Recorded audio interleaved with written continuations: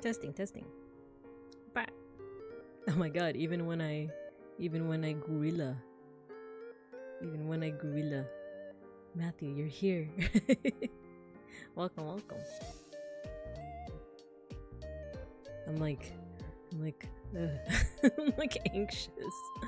I'm anxious about my trip. How goes it? I just answered your question. I'm like so anxious. But we'll talk about that when it's time. Hello, beeplebees. Hello. You re-biscuited? Oh, on B-Sky, on Bisky. Thank you. Yeah, I still don't know what... Because I know it's not a skeet. We're not gonna be calling it that, but... What do you call it? A tweet? A biscuit? A biscuit? A biscuit? Hello, beeplebees. Gorilla stream! Let's go! Alright. I don't know when the ad break is gonna start. I don't know, my like... my mind is all aflutter. My neurons are like burnt out. But I'll wait till the ad finishes, whenever it starts. Resky, I like that. A resky. Maybe a biscuit or a biscuit. Anyway. I'm gonna find something to play the like music wise. Oh, here's the break. Okay, I'll see you guys after the break.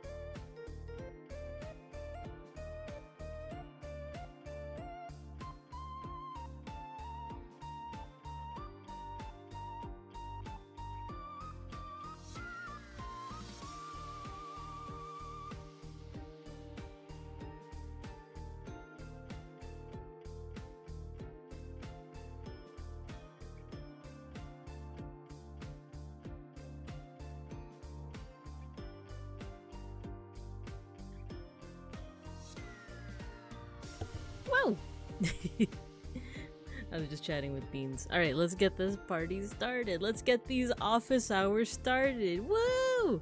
Woo woo! Woo! Woo! Hello, everybody. Hello! Hello. Wait. Music. I have like the perfect song choice. Ready? Bruno Mars? Gorilla? For a gorilla stream? Come on now. Come on now. Hello everyone, hello. I'm Babinka Bear, your local sun bear, art history teacher, and educational streamer. And I've gone on a trip in my favorite rocket ship. Little Einsteins. I go on a trip soon. I'm nervous. I don't know, I was kind of just vibrating in place like before I started stream. I was like, I really should start stream because I want to, like, you know, I have I'm on a roll, you know, like I got a streak going. I've streamed once every week since I've started, and if I don't stream today, I'm going to break that streak because I'm going away on my trip. And then when I get back next week, I'm not going to tell you when, I still want to do at least one stream next week too. So, oh hello, Kurikata, thank you for the 1 year, for the 12 months. Let's go. Hello. Happy vacation. Yeah. Gotta catch up on chat. Time for class eats through the classroom doors. No, we gotta buy new doors. What if I just what if the doors become like those bead doors from the 70s and or 60s? Then you can't eat those, can ya? Are you zooming through the sky? I am. Little Einsteins. Yeah, hello Sime. Happy vacation. Yeah, I'm gonna be in the Southeast Asia time zone. I'm gonna be getting the debuff for Randon streams. But it sounded like Randon's not gonna stream for the rest of the week, so so, you know, a lot of, you know, maybe it's not a debuff after. We'll see. But yeah. Hello. Gojikins, Ghosty, hello. Welcome. Oh yeah, get your stickers, everyone. Remember to eat all the good foods. I will. Luckily, I feel like the Philippines, where I'm going, I feel like that's going to be a good spot for a pescatarian such as myself. Because, oh my god, so I had planned for this trip to be vegan friendly, right? Like, which is already kind of a challenge, like to go to the Philippines and, like, you know, have the vegan debuff, you know? Usually it's a buff, but in this case it's a debuff, right? Because my dad is vegan. Just kidding, he was vegan. Remember the stomach meds? Yeah, you're actually like the 5th person to tell me that. You think they have some at the airport? Because, I don't know, I've just been, like, my neurons have been burnt out this entire week, and I'll probably get into why, but, it's nothing big. It's just work's just been a lot. Through, like, no one's fault, really, but, man. Man. But yeah, okay, so the thing with, like, my dad, he's been vegan for a while, right? But he's always been kind of a bit flexible with like being vegan. Like, you know, if someone accidentally puts meat or chicken or something like on his dish, he'll just like move it aside and still eat it. Whereas like if you're a little bit stricter, like a little bit more of a true vegan, then it's like, no, sorry, take it back, you know? But for my dad, he's just a little bit more like, whatever, you know? So I had prepped this whole trip because I'm always like the trip planner and I enjoy it, but in some cases it's also a little stressful, right? To be the trip planner, to be the one coming up with the itinerary, right? So I like made the itinerary and I took a list of all of these vegan restaurants in the Philippines, which, like I said, ain't easy. Like, though there are I like the song. Give me out, baby. Yeah, it's not easy, but there are actually it's actually still good that I did the research, but because there actually are like a good amount of like vegan spots in the Philippines that, you know, like I'd still be down to check them out if my family is down. But lo and behold, I stopped by my parents' place this past Sunday, 3 days ago, where the trip's this week, by the way. And my dad's like, oh, guess what? I'm not vegan anymore. I'm keto. And I'm like, I went through all this trouble. I went through all this trouble to like make an itinerary that was like vegan friendly. And I like, I modeled the entire trip after like, what hotels are the most vegan friendly and, like what blah, blah, blah. So, so like on one hand, it's great that now, like our choice of eateries is a little bit more open now because the only person with a dietary restriction is me. I'm pescatarian, so as long as the food doesn't have meat in it or chicken, I'm fine. So I can still have fish, I can still have shrimp, I can still have dairy and eggs. So that's pretty flexible, I would say. But still, I went through all this trouble. But at the same time, I guess it's a good thing that we can eat at other places. Have all the scrimps. Exactly. I am gonna have all the scrimps. Maybe no pork on the side. Not all pork, but I'm gonna have the squimps. The ocean cockroaches. Yum yum. But on the bright side, if Beans ever comes with me to the Philippines, because he's not coming with me on the trip, but if sometime in the future he's able to, then we have a list. We have a list of really cool vegan places. And well, the cool part is like we've eaten Filipino vegan food before. There was one restaurant we went to lately that had vegan. Okay, it's called kare kare. And if you are not used to what kare kare is, it might sound kind of weird, but I love it. It's basically no, actually, if you're Southeast Asian, I feel like this isn't too strange. But basically, it's oxtail. But this, like the broth, like the sauce, is like peanut based. I don't know if people use peanut butter in it, but yeah, like it's peanut based. It's peanut based, like basically imagine like peanut but with like meat. Yeah. So I guess it is peanut butter, right? I know that it's peanut based. I don't know if they necessarily use peanut butter. Yeah, so it's really good. It's really, really good. But we had a vegan version recently, and I don't know what because it's just tofu. They just use tofu as a substitute for the oxtail. I don't know what they did to the tofu, but the texture, I swear to gosh, that the texture tasted just like pork fat. Like, I swear. like if you guys have ever had like pork fat before, or even like, well, I don't know if I would say like cow fat. No, I guess I would say like, beef fat as well. Like, that weird kind of like squishy texture they like do with LSD. That'd be really interesting if they did. That'd be very interesting if they did. So we just like eat the vegan kare kare, and it's like, oh my god, this tastes just like pork fat. How are they doing it? And we're just tripping. Like, smash cut to like me and our friend group, and we're just like, we're just lying down in the booth. And we're just like, whoa, pork fat. Ah. That's how they did. That's the secret.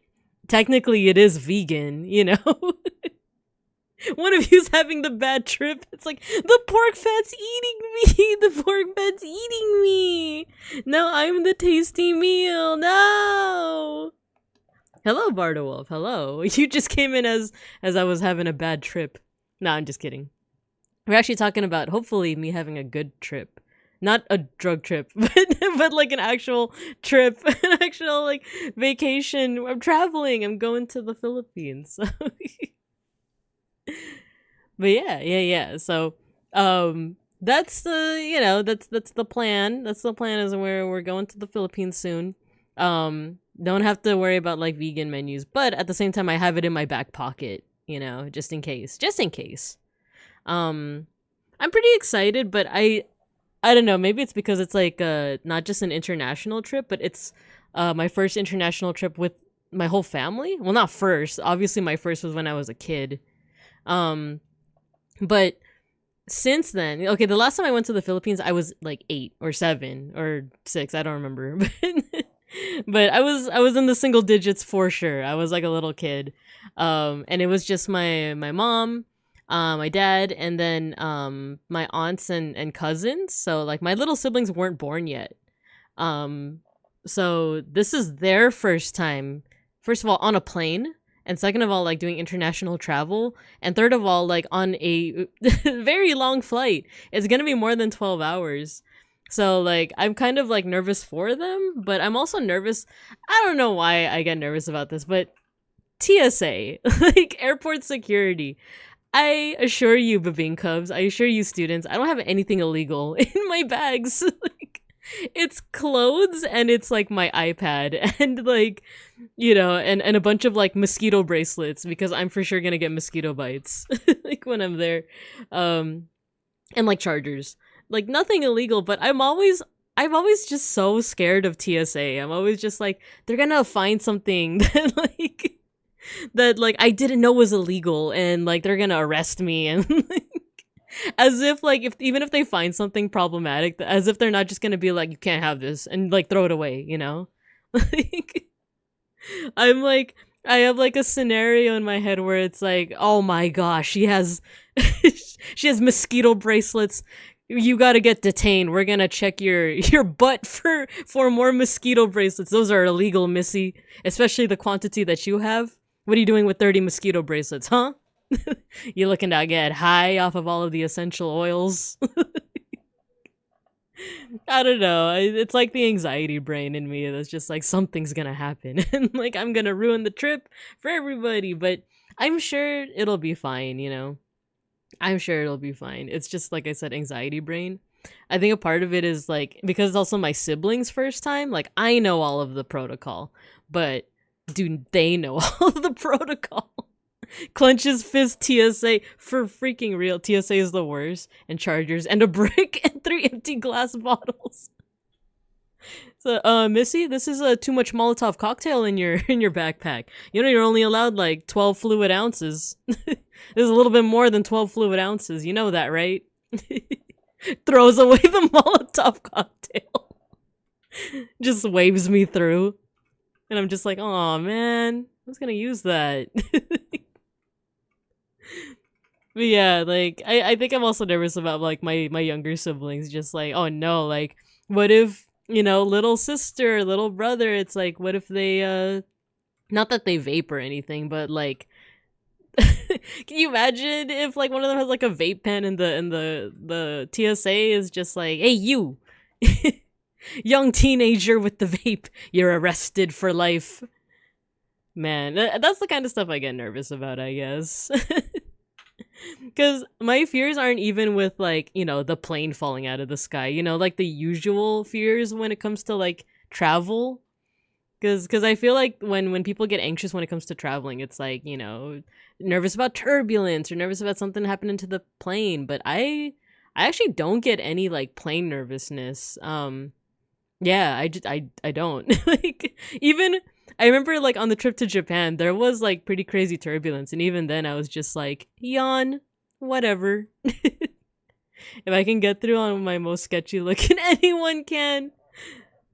That makes me feel better, but also, what do you mean? Like, how sketchy did you look? You just like have a t-shirt that says like F the TSA. Me and my homies hate TSA. Like the shirt just says that. It was so bad. Oh no. Yeah, if you don't want to divulge, you don't have to. But I'm like imagining in my head like, oh man, did you have like hot dogs strapped to you? Like a la, you know, like a you know, the cartoony like I have a bomb, but it's like it's like hot dogs. And then TSA is just like looking and just like, ah, whatever. As long as you don't have more than, you know, 12 fluid ounces of shampoo, we're good, you know? Yeah, walking in with a massive lumpy trench coat, exactly. And now like a part of my anxiety brain is like, oh man, what if TSA is like watching my stream right now and they're like, she's joking about bombs.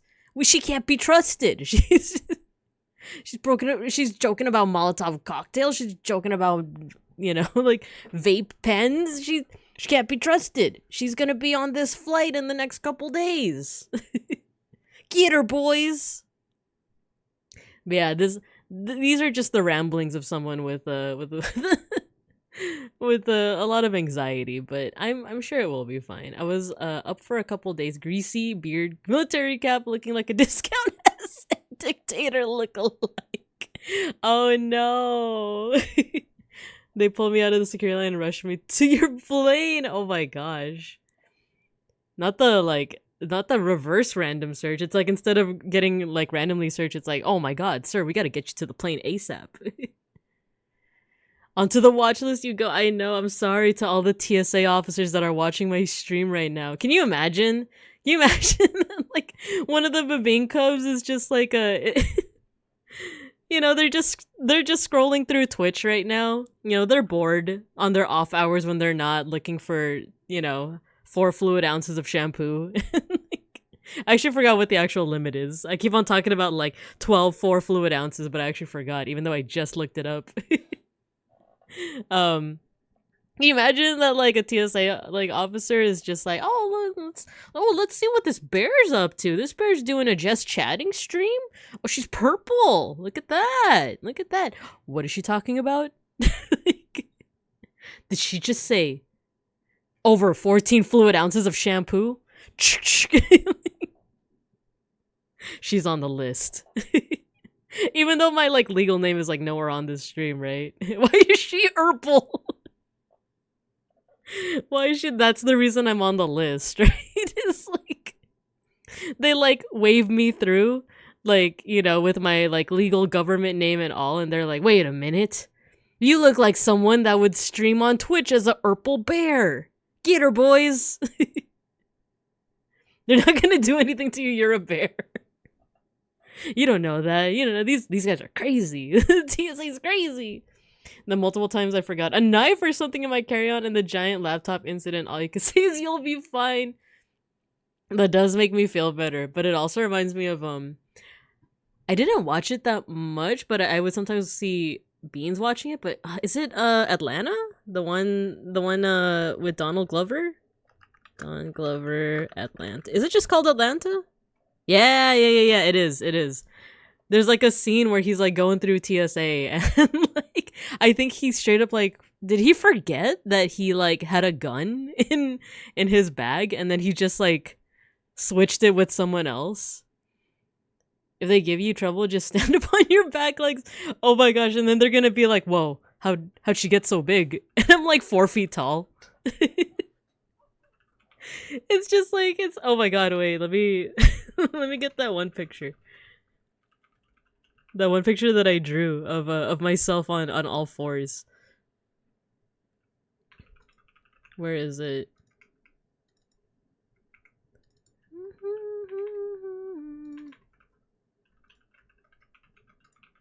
Can I paste into MS Paint? Don't save. There we go.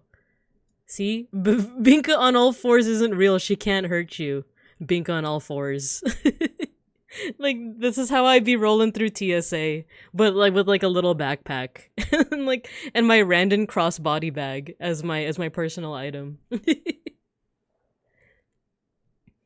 Let's see, Red Panda Babinka, take the back off. Get your own sandwich.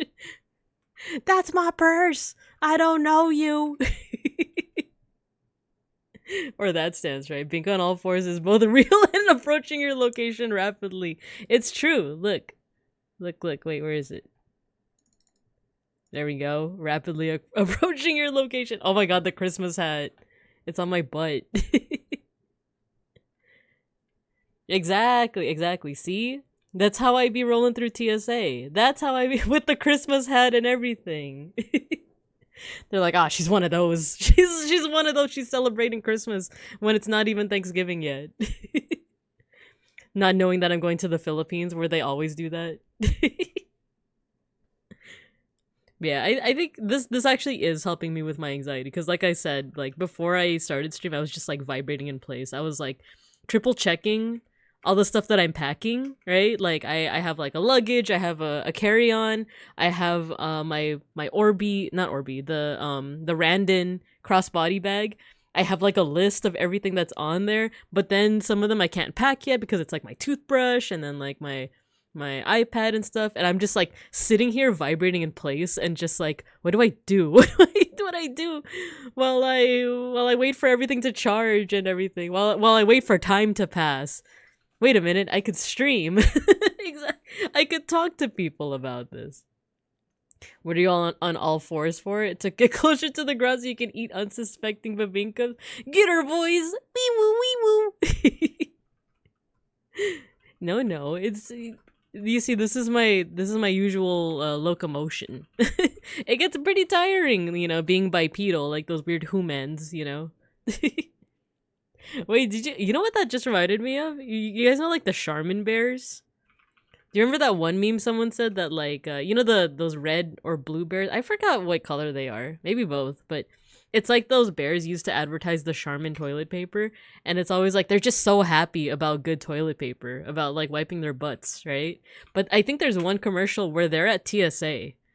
And like, and someone on Tumblr was like, the existence of TSA in this like bear universe implies that there was like a bear 9/11. Like, and I'm like, I don't know if I would make that kind of jump, but red, blue, purple. Is there purple ones? Is there purple bears? Like the Charmin ones? Babinka arrested for eating babinka. No, they're gonna take all of my babinka pastries. That's supposed to be gifts for you guys. There's like this tradition, there's like this Filipino tradition called like pasalubong. I was gonna see if the captions were able to like get it properly. Pasalubong.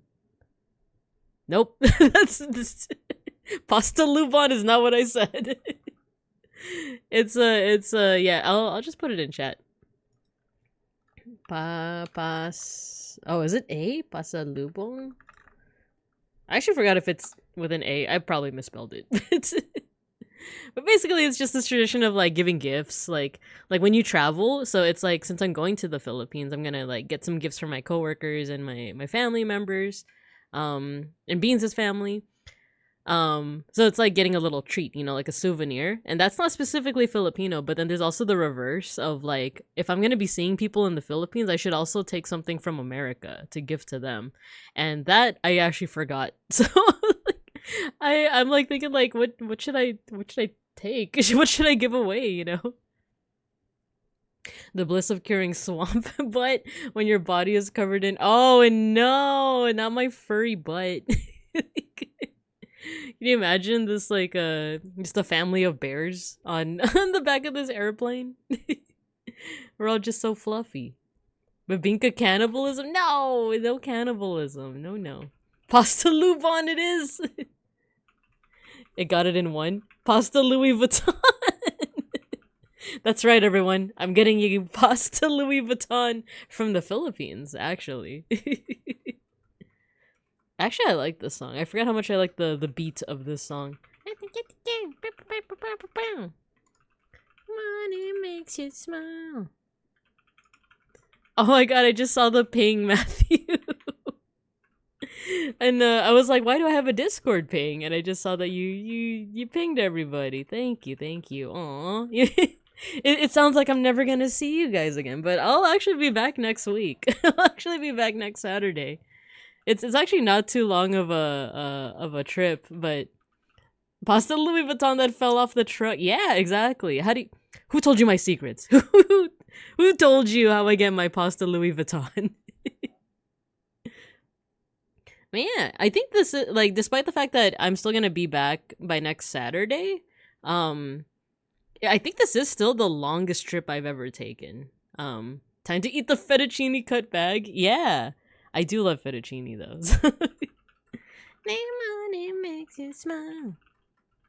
What was I talking about? Yeah, it's not gonna be a long trip, but it is still the longest trip I think I've taken out, because when me and Beans went to Japan, that was actually only 5 days, and I kind of wish it was longer, but I think we had like, well, he had school and I had work and stuff. But this one is gonna be like a little bit longer than a week, so, or yeah, actually about a week. But it's also because my sister, she can't miss too much school. She's still in school, so that's why we're doing it during Thanksgiving break. But I'll be back. I'll be back pretty soon. So, you know, don't miss me too much. We do have our substitute teacher. Wait, let me get him on top of the desk real quick. Let's put him over here. Let's put him on top. There we go. All right, let's so the goal for today is to teach Mr. Pancakes how to substitute teach.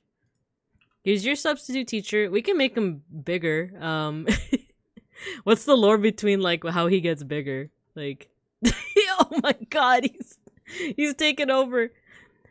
What if there is no explanation? What if that's just something that Mr. Pancakes can do? It's just he can. Wait, actually, you know what? I wanna do something. What if smaller? No. What if I'm smaller? There we go. And now Mr. See, this is gonna prepare Mr. Pancakes. This is gonna prepare him for teaching you guys, okay? Yeah, that's just something I can do, by the way. I can just make myself super small for some reason. My god. Inflation gets shut. No, don't inflate the substitute teacher. No.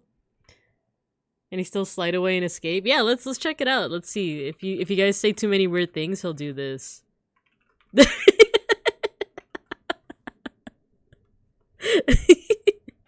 He's gone again. Oh man, I guess you guys don't have a substitute teacher. I guess you guys are just gonna have to turn on. You guys know how to turn on the VHS for Bill Nye, right? Like, you guys know how to do that on your own because he's not gonna be doing it for you anymore. Nah, he's back. He's back. He just needed a moment. He just needed a moment. Actually, does that work with me too? Oh yeah, it does. I could just slip away. Bill. Actually, let me see if I could am I gonna get like DMCA'd or something if I just start playing like Bill Nye videos on YouTube? Do you guys know how to set up the VHS? I didn't set up an asset where I just like wheel in, you know, you gotta roll in the TV with the VHS on it. We can find him and just follow the scent of pancakes. Yeah. He's I really should add like some kind of butter on his hat, right? I did have chocolate chip pancakes recently with hello Vite-Height, hello. Hello, welcome. I'm just doing a short yap. A little bit of a yap sesh before I go on vacation. Hello, it will take two of us to fetch the TV cart. Yeah, exactly. You gotta all of a sudden Goji and Ghosty, you guys go ahead and get the you get the TV cart. I'm gonna assign Vite-Height to get the VHS. Whoever is like really tech savvy, you gotta know like the wires in the back of the VHS. Wasn't it something like there's like a yellow wire, there's the red wire, and there's the white one? You gotta know how to do that.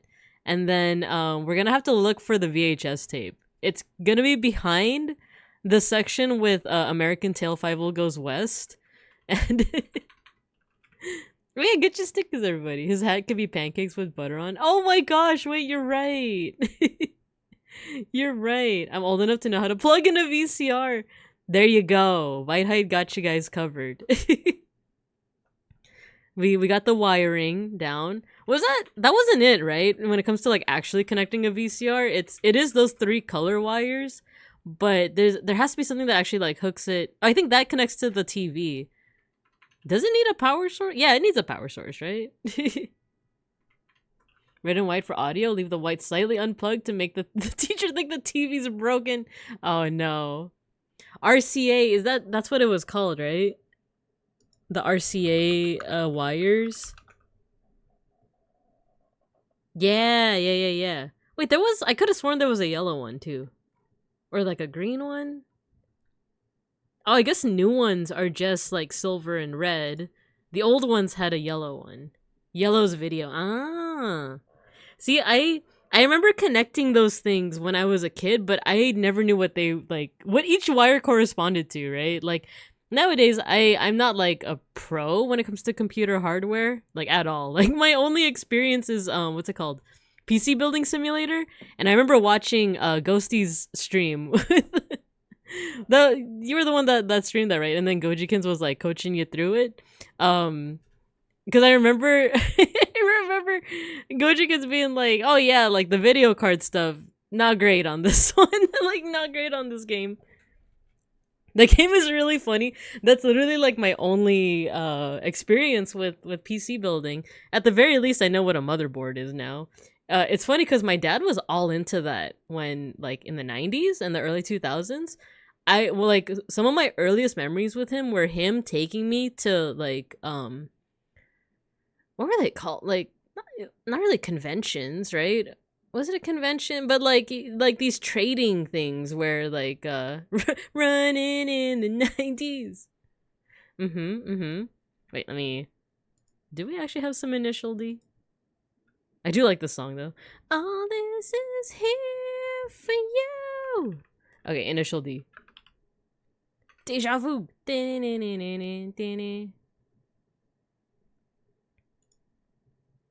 Space Boy. There you go. Deja vu. Swap. Yeah, I think they're swap meets. I think that's what they were.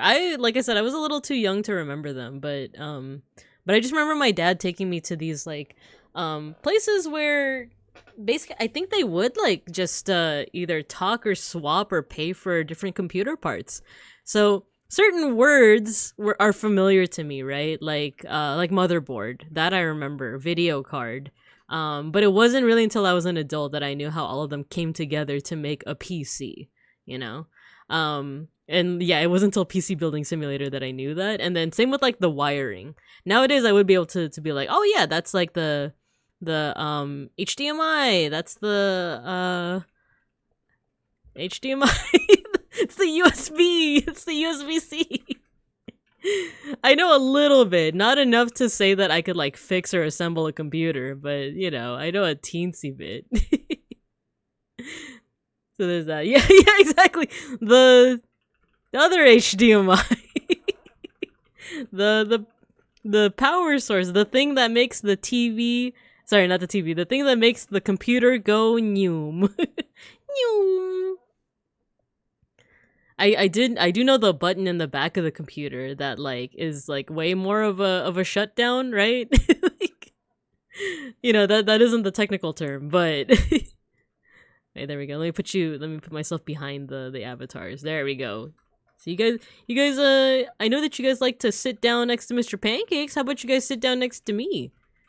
Why don't you guys sit down next to me? Not just Mr. Pancake. You guys, Mr. Pancakes, he's doing pretty good, right? The power of no more switch. No, don't fart. No. Coworker asked me if I knew how to make PCs. I wouldn't know how to answer that. Like, I know that you need a motherboard. You need a little bit of a smidge of memory, right? No more switch. Cause okay, so like what I mean by that is like on a computer, on like the computer thingy, you have the power button usually on top or in front, and then you have the magic button all the way in the back. That's like that's like the manual shut off. That's like the like everything go down, everything go die, you know? Like that button. And the only reason I know about it is I think I told this story before, but like when I was a kiddo and I was on the AOL, the America Online, my dad was he was always pretty strict because I was like the first daughter, you know. Well, not counting my half siblings, but like I was like the oldest daughter, and he was pretty strict. He didn't like let me go to parties or nothing. So beeplebees, you're sitting next to me. Aww. See, I'm not gonna do nothing. I'm not gonna do nothing. I'm just sitting here. I'm just standing here, all small. You did it. You did do it.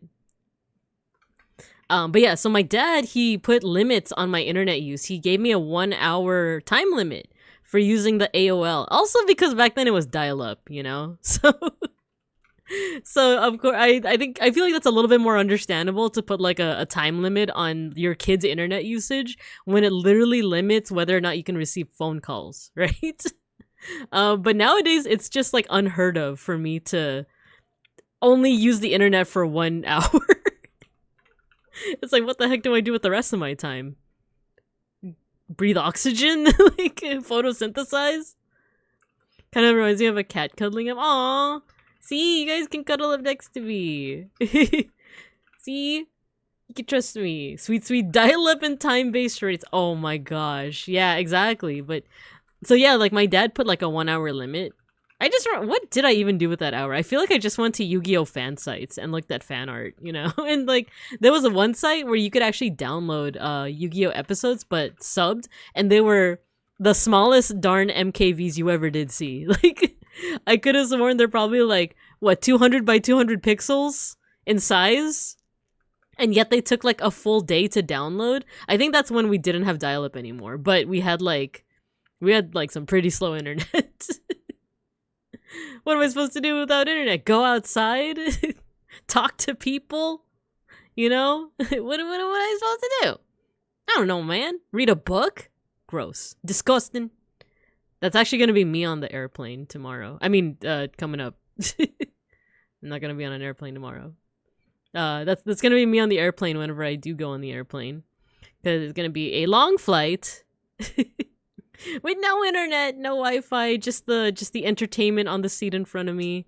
But I did download a whole bunch of things. I'm gonna be bringing my iPad.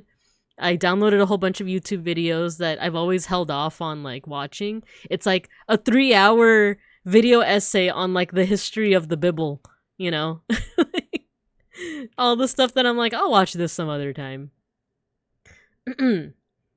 Dial-up days that hour would have spent mostly waiting for the internet to connect and checking to see the handful of sites you follow hadn't updated. Yeah. My favorite Yu-Gi-Oh site. It's still on episode 554 and not 556, you know? No, I'm just kidding. Do you want video essays for your trip? Actually, yeah. You know what? Yes, because I remember you put a lot, or a couple people put a lot on my Discord, right? Yeah, if you guys have any video essays you'd recommend for me to watch during my plane trip, feel free. You can put it in recommendations, or you could put it in teach me. Yeah. Thank you, Matthew. Thank you. Hello, Emolge. Hello.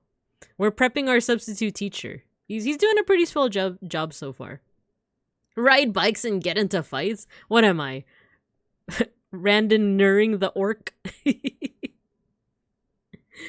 But yeah, where was I getting to? I feel like I went on many tangents all within the span of like 30 seconds. Hello, Emolge. We're talking about, well, we're training our substitute teacher, but I'm also talking about my trip. I'm going on a trip. Going to the Philippines soon. And I have a long flight, no internet, so yeah, if anyone has any recommendations for video essays, I'm down. I'm very down. I also downloaded some audiobooks. I might also do a little bit of art, you know, some arting. What else did I do? I have some light novels to read. So I have a lot of things. It's just a matter of like, am I actually going to be doing these like when I'm on the plane, or am I just going to sleep the entire time, you know? But yeah, what was I talking about? Oh yeah. So my dad, oh yeah, we're talking about computers and the little switch on the back, and it's because my dad gave me this 1 hour limit to use the internet. But there was this little hack where like if you shut off the computer in a certain way that yeah, if you shut off the computer before the time limit expired and you tried to log back in, it would actually restart your hour. So but it was very 50-50. And I remember like testing it out. I remember like testing it so that like, oh, if I just like shut off manually, like go to start and like shut down the computer, will it work? Or do I have to like just press the reset button? Or sometimes I would go to the back of the computer and just like flip the switch there, which I feel like was probably not a good idea. Like, I don't know if there's any like hardware folks that are just like, ooh, you shouldn't have done that. But sometimes it would actually work, and I would get another hour of internet time to look at my Yu-Gi-Oh fan sites. Sometimes, but sometimes it wouldn't. Sometimes it would be like, remaining time, 50 seconds. Hope it won't rain too much where you're going. Yeah, I hope not. Let me actually check the weather now that I look at it. Well, what is the weather like? Let's see. I have a whole bunch of like weather places like Tokyo and New York City because I like traveled to them within the last like couple of years. Oh my gosh, the weather where I'm going is gonna be super freaking hot. And here I thought there was gonna be rain. I packed a jacket just in case, but good lord. We will not admit the judging, but we understand the motivation. Thank you. Thank you, Goji. Hello, Beetle Dove. Hello. Yeah, I'm small. It's for the sake of I switch places with our substitute teacher, Mr. Pancakes. I think he's doing a decent job of substitute teaching, right?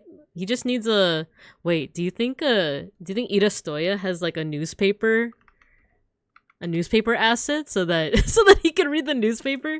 Wait, newspaper. Lol, oops. Yeah, it's gonna be pretty hot. But the last time I checked the weather, it was like, oh, it's gonna be raining the entire time. But now it says it's gonna be 90. So it might actually be both. Did I do this in Microsoft Paint? I did not actually. This is a little bit of a misnomer, a little bit of a hee hee ha ha. Now I was just showing off a piece of artwork that I had done. I think I did this on CSP, but I just wanted to show off what it looks like when I'm on all fours. Here, let me zoom out. There we go. Caution, bear in area. No, my MS Paint skills aren't this good. We could okay, new. Let's do like a new one. Can I erase this? Oh, come on. Erase. There we go.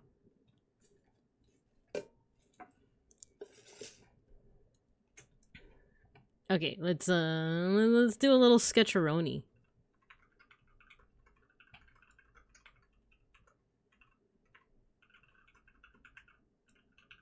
Haha. I feel like I do have this. I'm doing this with mouse.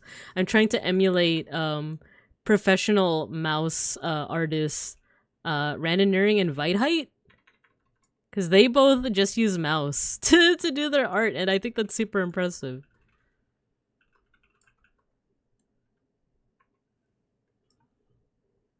And then if you right click, you can erase.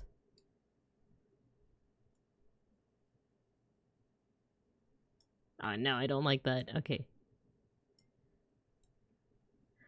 Dang, this music's kind of banging. This initial D music. Okay, wait, my teeth aren't that big.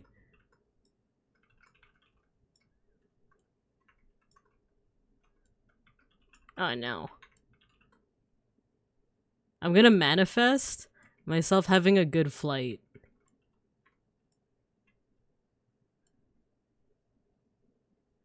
I'm gonna manifest myself getting through TSA without being super like unnecessarily nervous.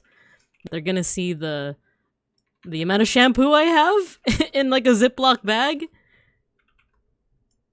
I'm just kidding. I actually didn't pack any shampoo because I'm hoping that the hotel I'm staying at has shampoo. And I'm prepared to be wrong. I'm prepared to be very wrong about that. It would be more impressive if I could draw anything other than bean-shaped bears. That's the best kind. I mean, look at Mr. Pancakes. He's pretty bean-shaped if you think about it. Manifest walleyes. Oh my gosh. Should I draw myself in the what does an airplane scene actually look like? I know it's made out of like 2 layers of plastic.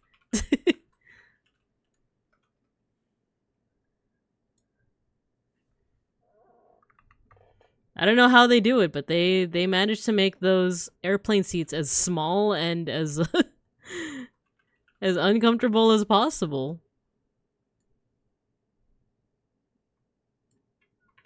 Oh my god, I really am wall-eyed.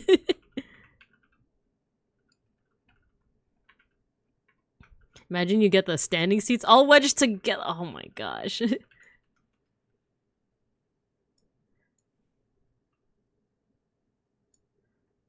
I'm not gonna be naked. I am gonna be wearing like multiple layers of clothing, even though it's gonna be hot as heck when I get there.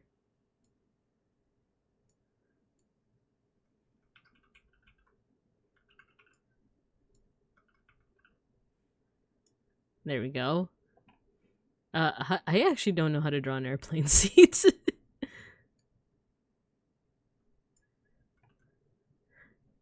I'm kind of too lazy to draw my siblings. Should I just copy paste? Should I just like copy paste and make one like slightly smaller. Like, oh, that's my little sister, all right. And then one of them is like, I don't know, just like different. Oh wait, my eyelashes. It's one of my charm points. Oh, hello, Owen. Hello. Thank you for the raid. How you doing? How you doing? I don't like saying my last stream because it implies that I'm gonna like freaking like Minecraft or something. But it's my last stream before I go on a trip. Hello, how are you doing? Oh, nice. You were streaming Signalis. How is that game? I haven't actually like checked it out. It's my last stream ever. I'm done? No. I'm done. I'm cooked. I'm cooked. We were talking about like TSA like anxieties and how like what if there's like a TSA agent watching my stream and being like she's joking about having more than 10 fluid ounces of shampoo in her carry-on. She's on the list. She's on the list. This Urple bear is gonna find out today. You love the low poly graphics so much. Nice. Last stream, I'm fired. No. What if Mr. Pancakes does a better job than me at teaching? And then the principal of this mysterious community college is like, wait, do they even have like principals? Whatever. They fire me. They're like, it's the Mr. Pancake show now. It's like, we got we got the analytics. People are really bored by art history. They really like what Mr. Pancakes is doing, and it's just like very obvious copies of like Mr. Beast videos, but with like Mr. Pancakes like just photoshopped over it. Wait, let me say some hellos. Hello, thank you again for the raid, Owen. If you need to do any post-stream care, no worries at all. I'll be here for, I did say it was just gonna be like a short stream, but we might go a little bit longer. Hello, Patware. Something about driving a car unsafely while a cat. But I'm a bear. Mika's gonna be naked on the flight. No, I'm not gonna be naked. No, I'm a bear. Hanging in there. I feel that, brother. I'm like, I didn't even go over why, like, I was, this week has been kind of rough work-wise, but... Hello, Gray Nothing. Hello. Welcome. Babinka's gonna finish the stream and immediately ascend to the next plane of existence, Baltimore! Close enough. I'm going to, going to the Philippines. But you know, it's probably close enough. Can I ascend? I think we tried this before, right? And it didn't quite work the way that I wanted. Wait, let me try it. I want to slide up. No, wait. I want to try this. High transition, slide up. I think it just makes me like slide into nothingness. Ready? Me after the stream. Where did she go? All right, let's put myself back in there. Let's see. They're gonna get you for too much shampoo. They really are. Maybe you can substitute for Mr. Pancakes. No.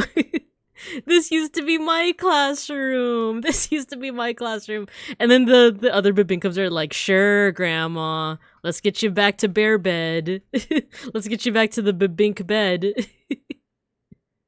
You'll be right back. Yeah, no worries. Mr. Pancake stares blankly, and the crowd goes wild. Yeah! They love it. Like, audiences love Mr. Pancakes. We don't know what it is. They just love him. We come back to the next room. Mr. Pancakes is a full-moving PNGTuber. Oh, my lord. Ascended. The bed. Dorime. Is that song actually on here? I'm curious. I just know about the little hamster meme, but do they have Dorime? Is it this one? Oh my god, is this the song? Yeah, it is! Dorime. Dorime. When Mr. Pancakes isn't on the screen, everyone should be asking, where's Mr. Pancakes? Pancakes. No, what about me? What about me? Can't confirm this is the first time I hear about Mr. Pancakes, but I already like him. Oh my gosh, this training has gotten out of hand. This stream was supposed to be about training Mr. Pancakes. Look, he's at the computer right now. He's not even paying attention to the class. He's on Facebook. He's getting scammed, you guys. He's getting scammed on the Facebook marketplace. He's not even doing substitute teaching. You have to believe me. This used to be my classroom. Please. Guys, he's not. This is like the third time he's gotten scammed on Facebook Market, and he doesn't learn.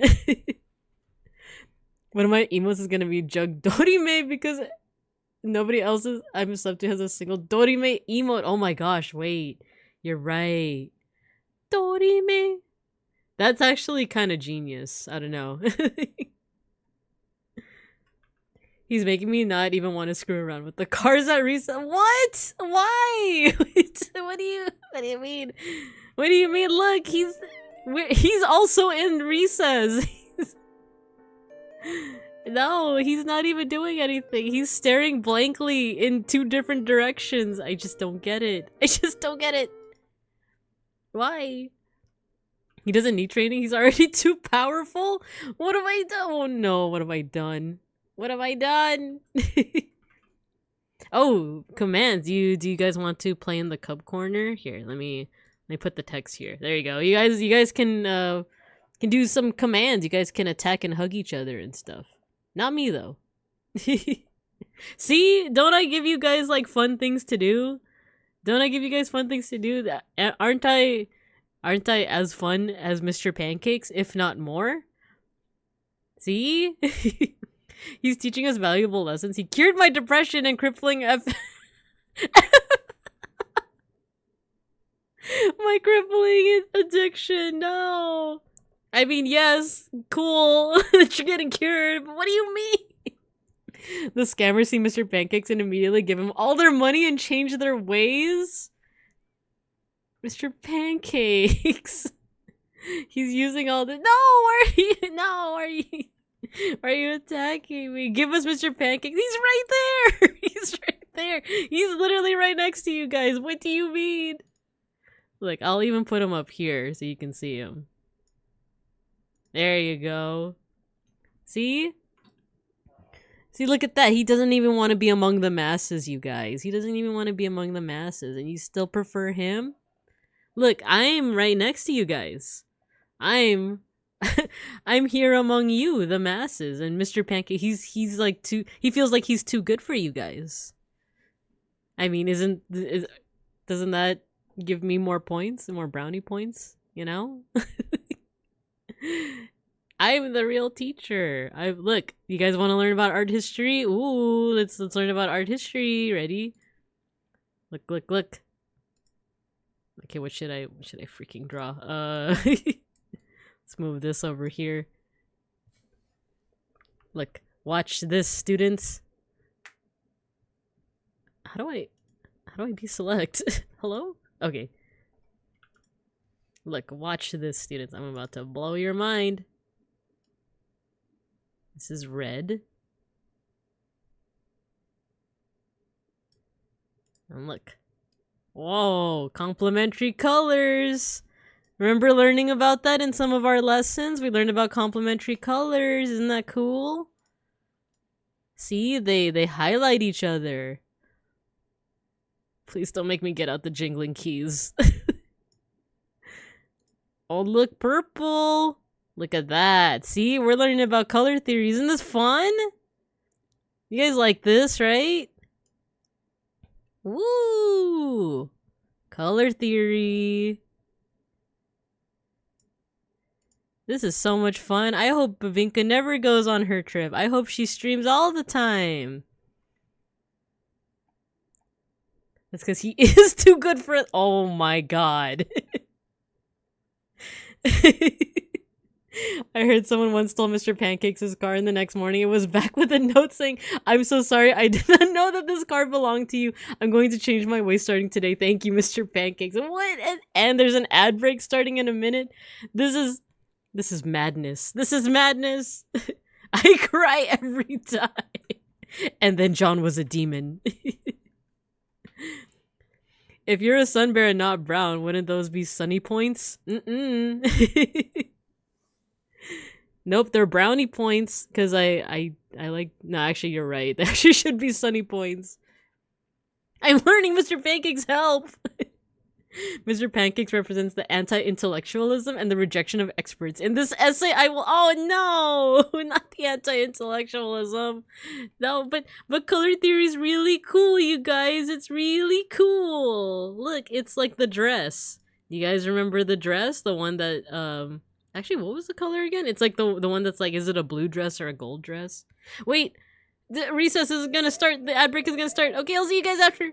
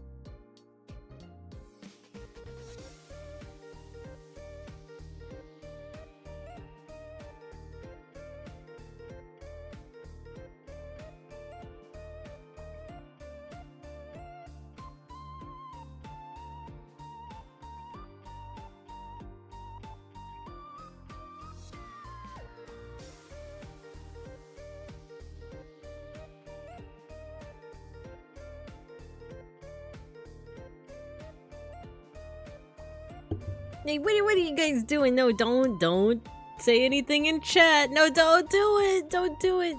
No, don't. You're loading the cars. No. No. Why are you lifting the cars away?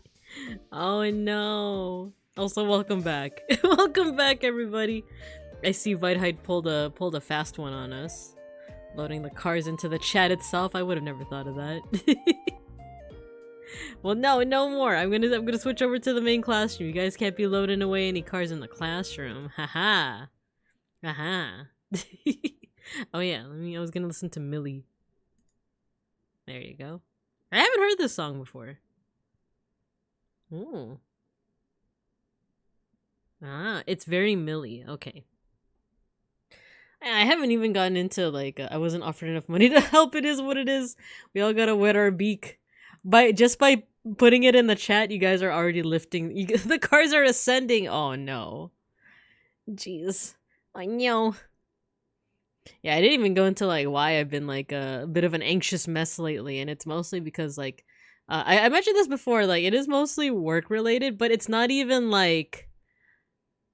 I guess like I can't pinpoint it to like, oh, this one coworker is just being such a D-bag, you know.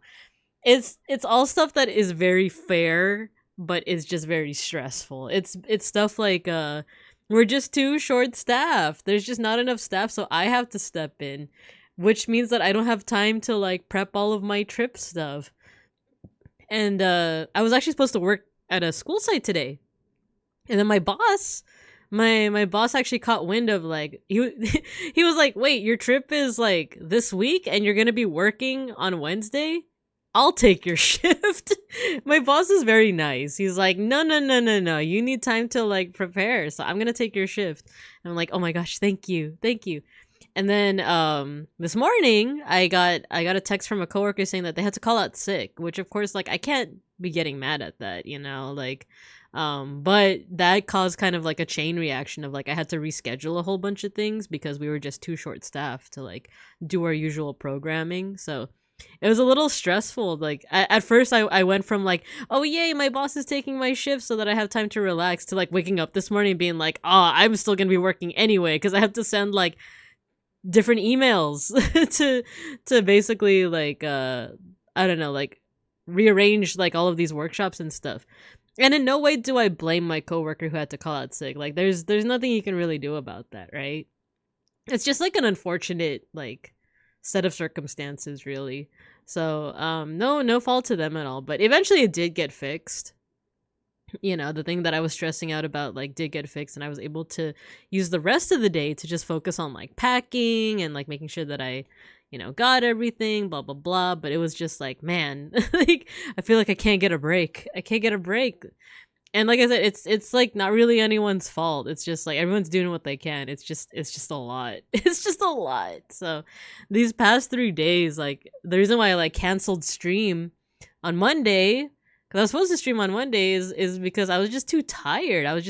And like, I don't know, to be frank, my mental was also just like, I was just a little overwhelmed. So I was just like, okay, this isn't the best mental situation to like stream in. So I'll just wait till later. And then lo and behold, even today, I'm still like a little bit anxious, but actually streaming and chatting with you guys actually helped a lot. So, you know, all jokes aside, like I do thank you guys for that, and I do appreciate your guys' presence, and this is why I like streaming, because I get to talk to you guys. So yeah. So all that aside, everything squared away. I set up my freaking vacation responder thing so that when people email me, there's a message, and the message says, I am not working today. I'm not working until this day. I'm not working until like December, basically. Of course, that's not gonna stop everyone from like contacting me, but it says very clearly in there that I'm gonna be in a different time zone. So if you're gonna expect an urgent response from me, be aware of that. Oh, thank you for following Gray Nothing. Thank you. Bold of you to assume we won't take the cars through the classroom. Oh no, not the car-shaped hole in the ceiling. Then again, this class, I haven't seen a ceiling ceiling in this classroom. So, but yeah, all that aside, I think it'll be fun this trip. I can't exactly say where I'm you know, like I said, I am going to the Philippines. I don't know if I'll meet up with folks. I do want to, but, like, when I was first planning this trip, um I was like trying to reach out to any like Filipino randonites and be like, "Oh, hey, like I'm down to meet up."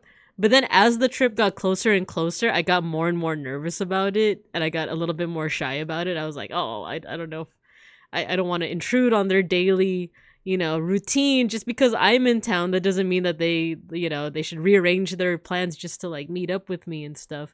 So I've been a bit shy actually about reaching out to like Filipino randonites to hang out and stuff, but it just so happens that a couple of them reached out to me. So that's actually been really nice. It's actually been really nice to I don't know, people just being like, "Oh, hey, if you're going to be in this area, let's meet up." And I'm like, "Oh, okay. I'm down. I'm down." So I might meet up with some folks. It's not for sure cuz like I said, I just feel bad about like having to interrupt anyone's like schedule just because like I happen to be in town. But we'll see. We'll see where things take us. I do, like I'm quite the trip planner. Not saying that I'm a good one, but I do like doing it. But I have a whole bunch of like things on the itinerary for me and my family as well. So I definitely want to visit a lot of museums. So I'll take some pictures while I'm there, and I'm hoping that when I come back, the jet lag won't be so bad that I can't stream. But I'm hoping my next stream when I come back is gonna be just showing off pictures from the trip. Let's see. The ceiling collapsed when I took my many yachts through it. Oh no, the building's in shambles. The building's in shambles, just like me. You never know if this might be their only chance to hang out. That's true. That's true. Once again, it's like the anxiety brain in me. I really do gotta get that checked out one of these days because I do have a coworker that she was actually like sharing a little bit of her like mental health journey with me, and for the sake of privacy, like it's not my story to tell, but like but them just sharing a little bit of like they took the following, they took these steps, and it's been like a net positive for them, has kind of inspired me to also like, dang, maybe I should also take those steps. Granted, like their situation is not the same as mine. It's a little bit more intense. Me, I just have anxiety on the like on the regular. This person has it so much worse than I did. Like, that's kind of my mindset, even though like having anxiety on the regular is also kind of I guess a big deal, one might argue. If I'm having thoughts such as TSA is going to ruin my entire trip, then maybe I should get the whole anxiety thing checked out. But yeah, it has been inspiring to like hear it from my coworker and being like, yeah, this has actually like really, really been benefiting my life to like take those steps. Like I said, I don't want to get too specific with what she did, but yeah. Yeah, generalized anxiety is rough too. And like as I was talking to her, I was just realizing that like a lot of the things I was saying, like I've normalized to myself, but they're not necessarily normal, Like I'll talk to her about some symptoms of my anxiety, some of the thoughts that I have, and like as they're leaving my mouth, I'm like, oh, that might not be normal. Like the thoughts that I'm having might not be normal. Like this fear of like, I'm just kind of using TSA as a placeholder. I don't have like a legitimate fear of TSA, but sometimes they do like stress me out. But yeah, like some of the thoughts that I have about like, oh no, they're gonna see all the shampoo I have and they're gonna arrest me. Like I'm kind of making a joke out of it now, but like, but a part of me is still like, oh no, what if? I think one thing that I got nervous about when I went through TSA for my Japan trip is that my mother-in-law has this Russian medicine. What's it called? It's like Nilmatic or something like that. It actually does wonders. I had it once when I had like a really bad cold, and it got rid of a lot of my symptoms like pretty fast. But it's a white powder that you mix into water, And like obviously there's a label that says it's medicine, right? But like a part of my head is like, oh, what if the TSA finds this and they think that I'm smuggling drugs, Even though it's like, well, duh, it's like it's in a packet that clearly says that it's cold medicine, That's just what the anxiety like thoughts are to me. So, I think when I get back, maybe that is something to check out. If you're going to be around the capital region, I'd recommend check out Leonardo Cruz's exposition, No Limitan Hire Illustrations. Seen the online tour of it, very beautiful stuff. Nice. Okay, I'm kind of down actually. I'm kind of down. I definitely want to see all the museums. I'm actually gonna copy what you said. Leonardo Cruz. Let me see. Leonardo Cruz, No Limitan Hire. Which I've never read, but I've seen a couple of like summaries. Oh, it's at the Museum of Fine Arts. Yeah, I'm down. I'm super down. Ooh, this looks cool. Maybe I should actually. It's funny. I did actually buy a copy of No Limitan Hire, but I've never actually read it. So maybe on the trip, on the airplane ride there, maybe I should actually like sit down and read it. So maybe. I did have to summarize it once. I never read it, but I did have to. Oh, these paintings are really nice, actually. Oh, these are nice. Maybe, how about I share it with you guys? So you guys can see this too. Mini browser. There we go. No Limitan Hire, if you guys don't know, is like a novel written by, or novella, I guess, written by this guy Jose Rizal, who, actually I realize one of my headphones isn't working. Give me a second. There we go. Okay. Yeah, so like when it comes to Filipino history, I'm still a bit of a scrub beginner to it, but there's this guy in Filipino history. His name is Jose Rizal, and he is generally seen as kind of like one of the sparks of the Philippine Revolution. This was like back when the Philippines was ruled by Spain. Hello, Shadnord. Hello, welcome. We're just chatting a little. We're training our substitute teacher because I'm gonna be going away on a trip very soon. Oh yeah, get your stickers, everyone. Get your stickers. Been told about it just yesterday. What a lucky coincidence. Nice. But yeah, let me lower the volume of the... Now that my headphones are working, I realize that the song is a bit loud.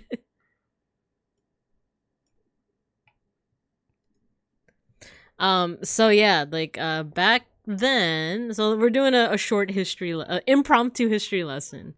I might get a couple of things wrong, but if there's any resident Filipinos in chat, feel free to correct me. Clench his fist, Spain, yeah. that's how I feel with their funny accent and whatnot. Un lapith, like who says that, right? All the Spaniard babinkabs in shambles. hope my vacation's wonderful. Thank you, Shadnor. Thank you. But yeah, like the quick and dirty of like the Philippine history is we usually say that we were 300 years in the convent, 50 years in Hollywood, meaning for 300 years of our history, the Philippines was a colonial possession of Spain, and then after that, they were a colonial possession of the U.S. And then we got quote unquote freedom after World War II, but. From around the 1500s to 1898, I want to say, we were Spanish, which is why a lot of our last names are Spanish. So like De La Cruz, Santos, you know, those are very common Filipino last names. And then during kind of like after like a couple centuries of Spanish rule, there was this author named Jose Rizal. And he wrote this novel No Limitan Hire, which was kind of meant to kind of highlight some of the treatment that Filipinos went through under Spanish rule. And from there, it kind of was like one of the sparks of the revolution. But there were already like some things brewing. It's not like this one book is like what caused the revolution. It's more of like there were already like a lot of things stewing. There was like this execution of like 3 priests, I want to say. What was it? They like shortened their names and combined them. What was it? Was it like the Gombursa? It was called like the Gombursa affair or something like that. Give me a second.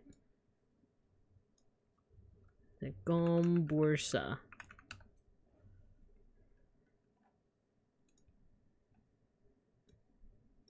Yeah, there we go. It's like it's kind of it's very Filipino to like combine their names in this way, right? But it's like this incident where basically these three priests, Gomez, Burgos, and Zamora were like executed by Garot. I did not know what this was like before I found out about this incident. It's a bit gruesome. Yep. Oh, thank you, Emolge. Thank you. You did it again. Yeah, you did. You did. You're sitting next to me. The real teacher of this classroom.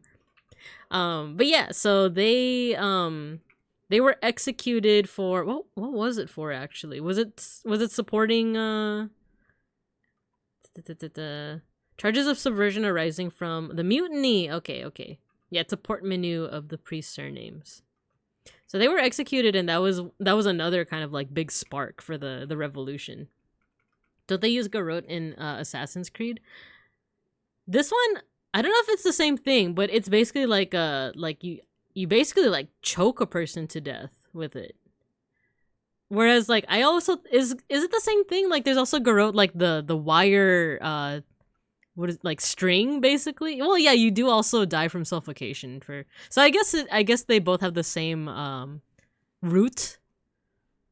It's just that this is kind of stationary, and then the other one I think you could just use like to just choke someone out. I don't quite know how to like elaborate on that.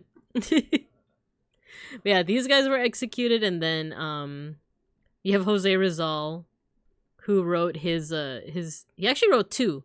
One of them is Noli Me Tangere, and then there is this one, El Filibusterismo. Yeah, it explores the inequities in law and practice. So yeah, like this was definitely one of those things that like people were reading, and they were kind of like, yeah, actually, Spanish rule kind of sucks. Like maybe we should do something about this. And then you start seeing some freedom fighter groups, such as, this is something that people misunderstand sometimes when it comes to Filipino history, is here, I'm just gonna put their short name and I'm gonna show you. Oh, nope, you can probably see why. You can probably see why. So their flag straight up says KKK, which, you know, that's a huge misunderstanding with American history, because for Americans that means like the yeah. Yeah, Molge. You know where I'm going. So yeah, like in America it means something different. It's this like the white supremacist group with the white hoods, right? But in the Philippines, KKK means something different. It translates to this over here. So let's see if I can read it properly without too much of an accent. Kataas-taasang kagalang-galang. Oh no, I can't read that one. Wait, kagalang-galanggang katipunan ng mga anak ng bayan. So Supreme and Venerable Association of the Children of the Nation. And in Spanish too. Suprema y Venerable Asociación. Wait, what? Association de los Hijos del Pueblo. So yeah, these were like the freedom fighters basically. It took me forever to find out that that's not a good acronym in the USA. Yeah, definitely. But for Filipinos, it's like, no, they're the freedom fighters. These are the people that were like fighting against Spanish rule, right? So, wow, the leaders look so cool. Prominent leaders of the propaganda movie. So yeah, this is Jose Rizal. He's the one that wrote that novel, and then we also have Pilar and Mariano Ponce. I don't really know that much about them, but yeah, they were all like, all these folks were like fighting for freedom against the Spaniards, and eventually now we're gonna get to like kind of the screwed up part of Filipino. Well, it was all pretty screwed up, but like to another screwed up part of Filipino history is the fact that the Filipinos actually did win their independence, but then immediately were taken over by the U.S.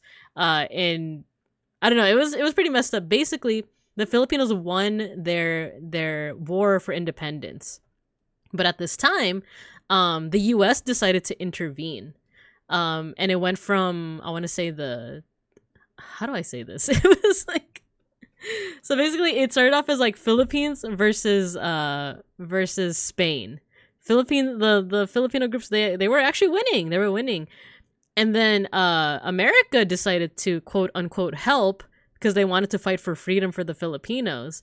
And then once the Filipinos actually won, the Americans actually turned around and were like, wait a minute. Like, wait a minute, no. You know what? We want the Philippines as well as Cuba and Puerto Rico and Guam for ourselves. And the way that they tried to justify it is actually pretty messed up.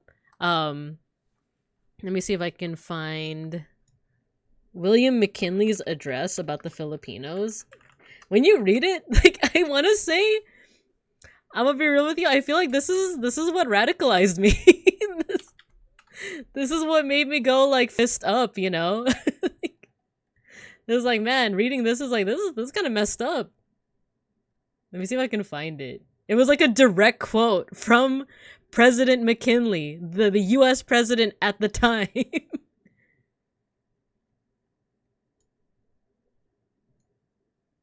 And the thing is, I can't even say, like, can you imagine if a president nowadays were to do that? Because, you know, look who won the election. But anyways. Yeah, white man's burden. Exactly, Matthew. Exactly.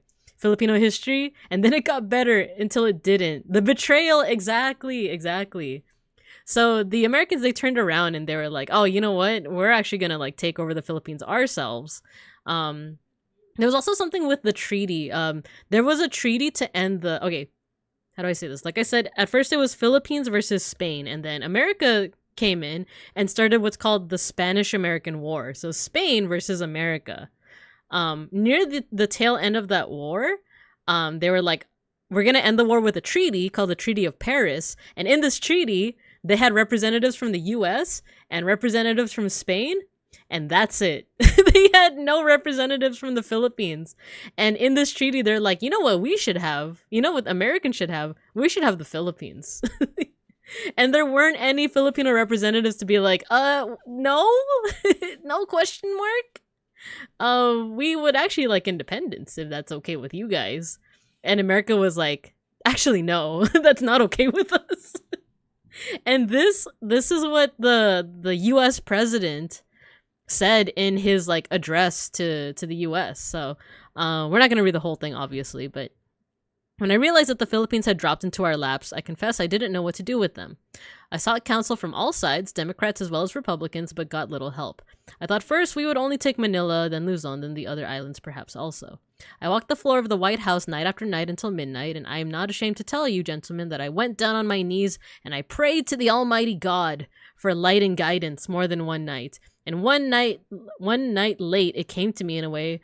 I don't know how it was, but it came. Wait, what?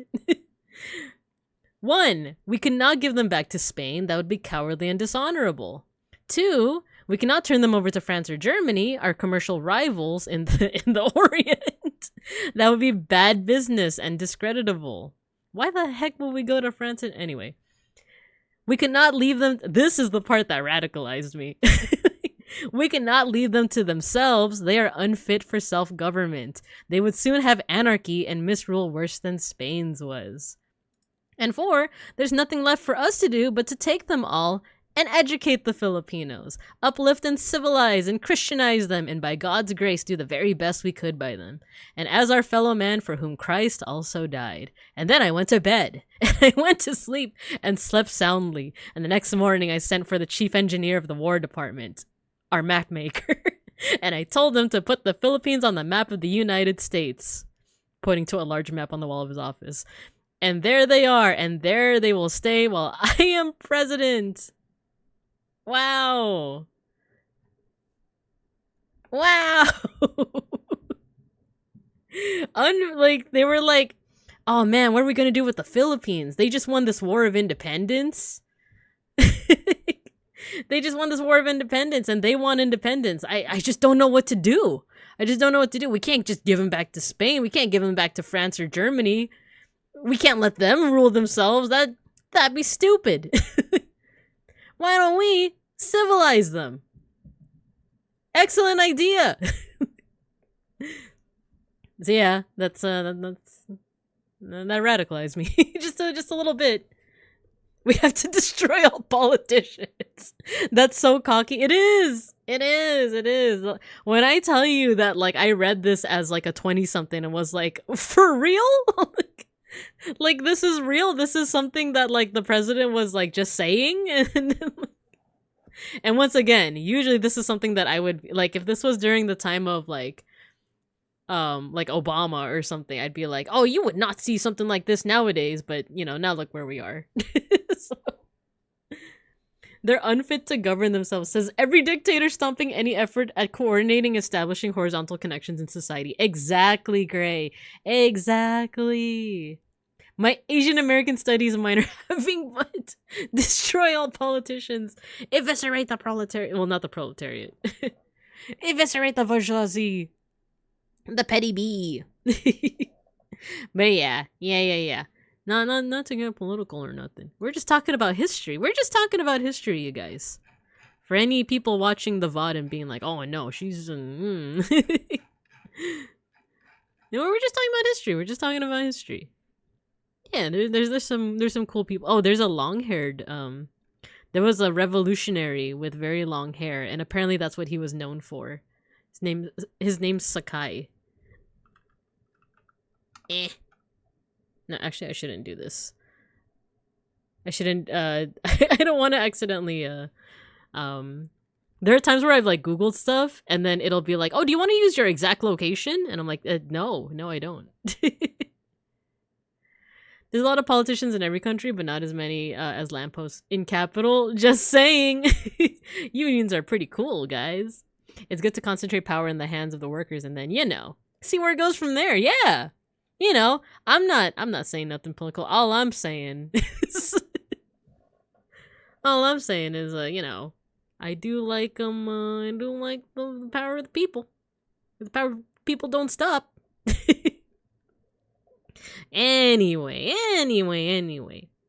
Back to this guy. So he wrote this cool story.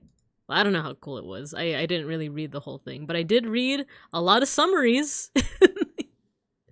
I do have the manga version of it. And yeah, it basically just goes in. It's a pretty neat, I would say, resource for life during the Spanish colonial period. Because it just talks about, like, you know, different injustices that the Filipinos were going through at the time. So with that, we're going now to the visual story, the visual Noli Me Tangere, 28 paintings at the National Museum of Fine Arts. Yeah, I agree with all of y'all in the chat, by the way. But these paintings are really nice. And we want to do some impromptu, you know, some impromptu art appreciation. One thing that I really like from this era, though, to be honest, like, yeah, was pretty messed up era, but I actually like the clothing a lot. Here we go. This is a nice one. I love the dresses. A manga of the American occupation? Couldn't be. No, it's a manga of this one, of Noli Me Tangere. Actually, let me see if I can find it. Me Tangere. Manga. Shingako? Why is it called that? What? No way. No freaking way. What is this? Oh, okay. I thought this was like a boys love. Okay, I'm gonna show you. I googled Noli Me Tangere manga and got this, and I was like, no way, there's a freaking BL to like Noli Me Tangere. But I'm pretty sure this is, so Noli Me Tangere is also from, it's like a biblical reference. So I think that's what this is, because I was like, no shot. There's a yaoi of Noli Me Tangere. Touch me not.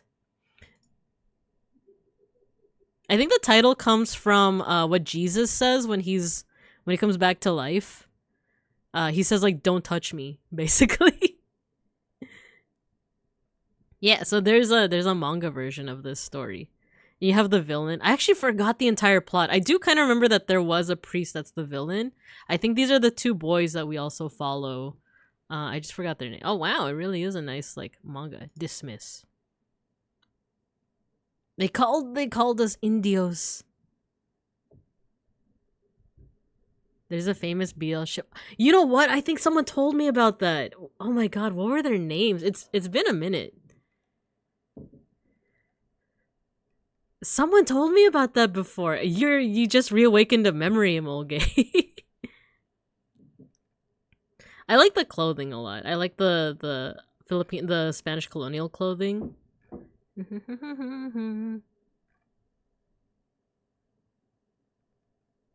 I gotta reread the summary, or maybe I actually have to read it. Maybe I'll read it on the plane trip. Yeah, you could tell that the priest is not a good guy, right? Elias and Christostomo. The phrase is from the Bible, although it meant more of don't cling. Oh, I see.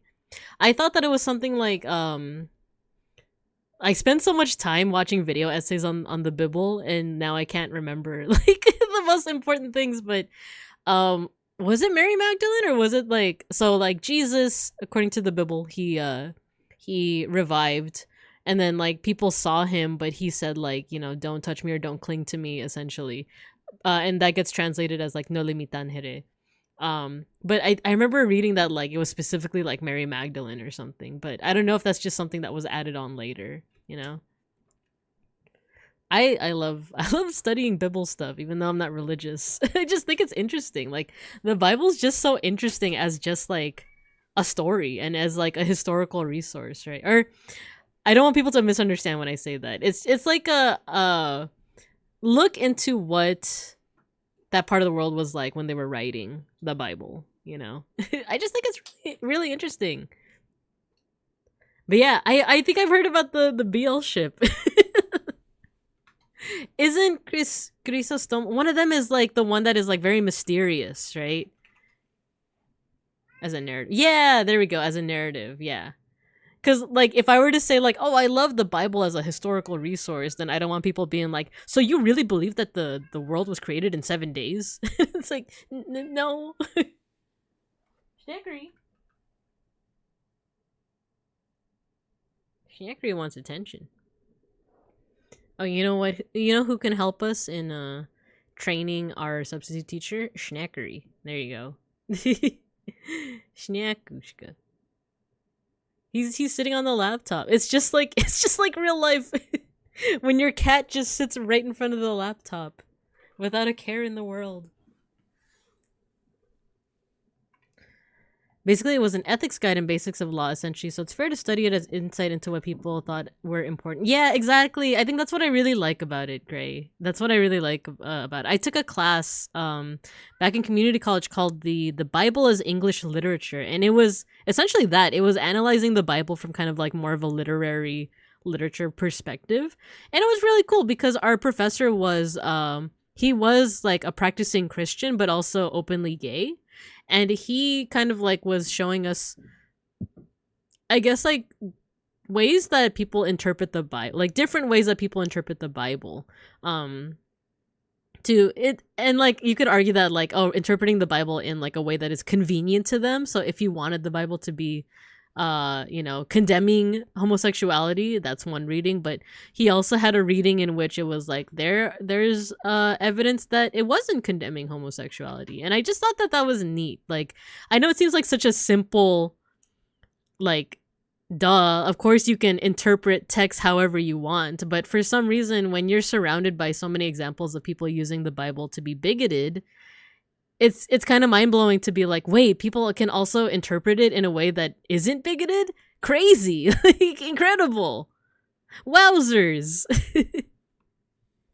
So I don't know, that I just really like that class. So from there I started like watching a lot of video essays too about like, here's a little bit more about like the time period where like the Bible comes from. I really like the videos of this one. He's literally just called Useful Charts. Let me get a video and okay. I thought one of the cats was like wanting to leave, but Schnacker's just sitting there. He's just sitting there. He just wants attention. Okay. Useful Charts.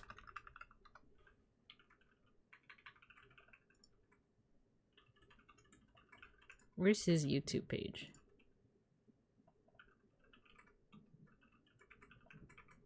Here you go. So that's this guy. His channel, I think, just started out as like charting out like family trees, and he has this cool one of like the evolutionary tree of life. But he also, I think the guy who runs it was he grew up Christian, but he admittedly says like in very specifically in a cult, like in a denomination that was like basically a cult, and he has since converted to Judaism. But he kind of like coming from that, he talks about stuff like this, like Bible characters found through archaeology. What's another one? There's like one of like the history of Christianity. Hindu denominations explain, timeline of the Bible, the origin of the 12 tribes of Israel. And it is from like a his perspective of like he grew up with this, but also like he's taking a look at kind of like the archaeological, sociological, historical like point of view of the Bible. So I really enjoy that. I'm actually saving a bunch of his video essays to watch on the plane as well. Bible was meant to be interpreted. It was written for other people in another age. Sticking to literal interpretation as rules of living in our days is outright insane. Agreed. And yet people do so. I remember in this class, our professor said that there is a book by someone who actually tried to live through a literal reading of the Bible, as if a lot of people, like a lot of conservative Christians don't do the same, but there was a guy who experimented and he tried to live like to the line, like extremely literalist to the Bible, like whatever the Bible says like is banned, like he would not like touch it. Like it's a lot of the minor things that like, you know, you don't touch the skin of a pig, so as in you can't hold a football, stuff like that, right? And they were apparently like they said that it was like really hard. Did he keep his stones on him, right? Like, exactly, like apparently I could just stone someone right now. So yeah, like they tried that and they said that it was very difficult. It reminds me of the Simpsons quote that's like, it's like Reverend Lovejoy being like, have you actually read this thing? Like technically you can't even go to the bathroom. Let me see if they're... Wait, Reverend Lovejoy read this thing. Uh-oh. Is it this one? Let me pause Spotify.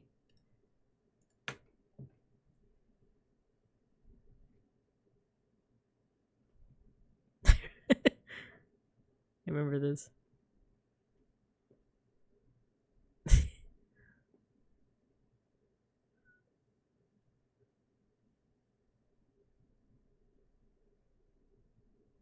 That's like one of my favorite ones of Reverend Lovejoy just being like, you actually read this thing?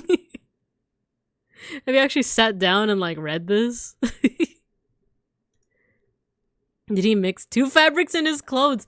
Yeah, I think they even tried to do that. It was a person that like, it was more of an experimentation. It wasn't like a conservative like Christian trying to like very literally live according to the Bible. It was like, I just want to see. It's almost, it reads like a YouTube clickbait. Like, I lived according to the Bible literally for 20 days and this is what I found. Basically, yeah, like it was essentially that. So I think he probably didn't mix any fabrics. He didn't touch the skin of a pig, you know, probably kept a lot of stones on him, that kind of stuff. Or the Flanders line, I've done everything the Bible says, even the stuff that contradicts the other stuff. Yeah, isn't that when he's having his like freak out? Oh no. It's when his like house isn't it like when his house like essentially like crumbles in the tornado or something, and then he's taking shelter in the church, and then like his 2 kids are like, look dad, I'm stupid and now mommy's stupid. You gotta stay strapped in case someone's a little too covetous in the area. Oh no. They be coveting the wife. Yeah, when you actually like sit down and read the Bible or like do like an analysis of it, like there's a lot of stuff in there that is like pretty radical, pretty cool. Another channel that I like when it comes to like kind of biblical study and interpretation is this one, Jake W. He does all these. Oh look. He does these really cool animations about mythology, but he also started touching into the Bible. And he has a pretty awesome series. There's actually a really good compilation. I actually just like was listening to it when I was folding laundry. We're not gonna watch the whole thing, but I've definitely recommended this guy before, but I love his animations. And he does go a little bit into like a little bit of analysis as well, because there's one kind of baffling part of the Bible that even biblical scholars are like, yeah, I have no idea what they meant by this. And it's a part where like it's during Exodus when Moses is like he's like, all right, I'll be your representative and go to Egypt and like talk about God and blah blah blah. And then soon after, God himself tries to like kill him. And this whole exchange it's called the bridegroom of blood. And it's just really interesting. I definitely like recommend this video. It's really cool. Let's see. Not touching the skin of a pig sounds pretty easy. How often do you meet pigs? Exactly. How often are you like, oh my god, a pig, I gotta go pet it, you know? Wait, that means you can't pet the pig. No. Mega Bronson, hello. Hello. We're doing some training for Mr. Pancakes right now.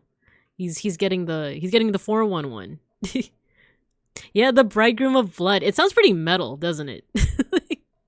You are a bride. Like, what is the context of this image, right? This is a woman being like, you are a bridegroom of blood to me, to a baby.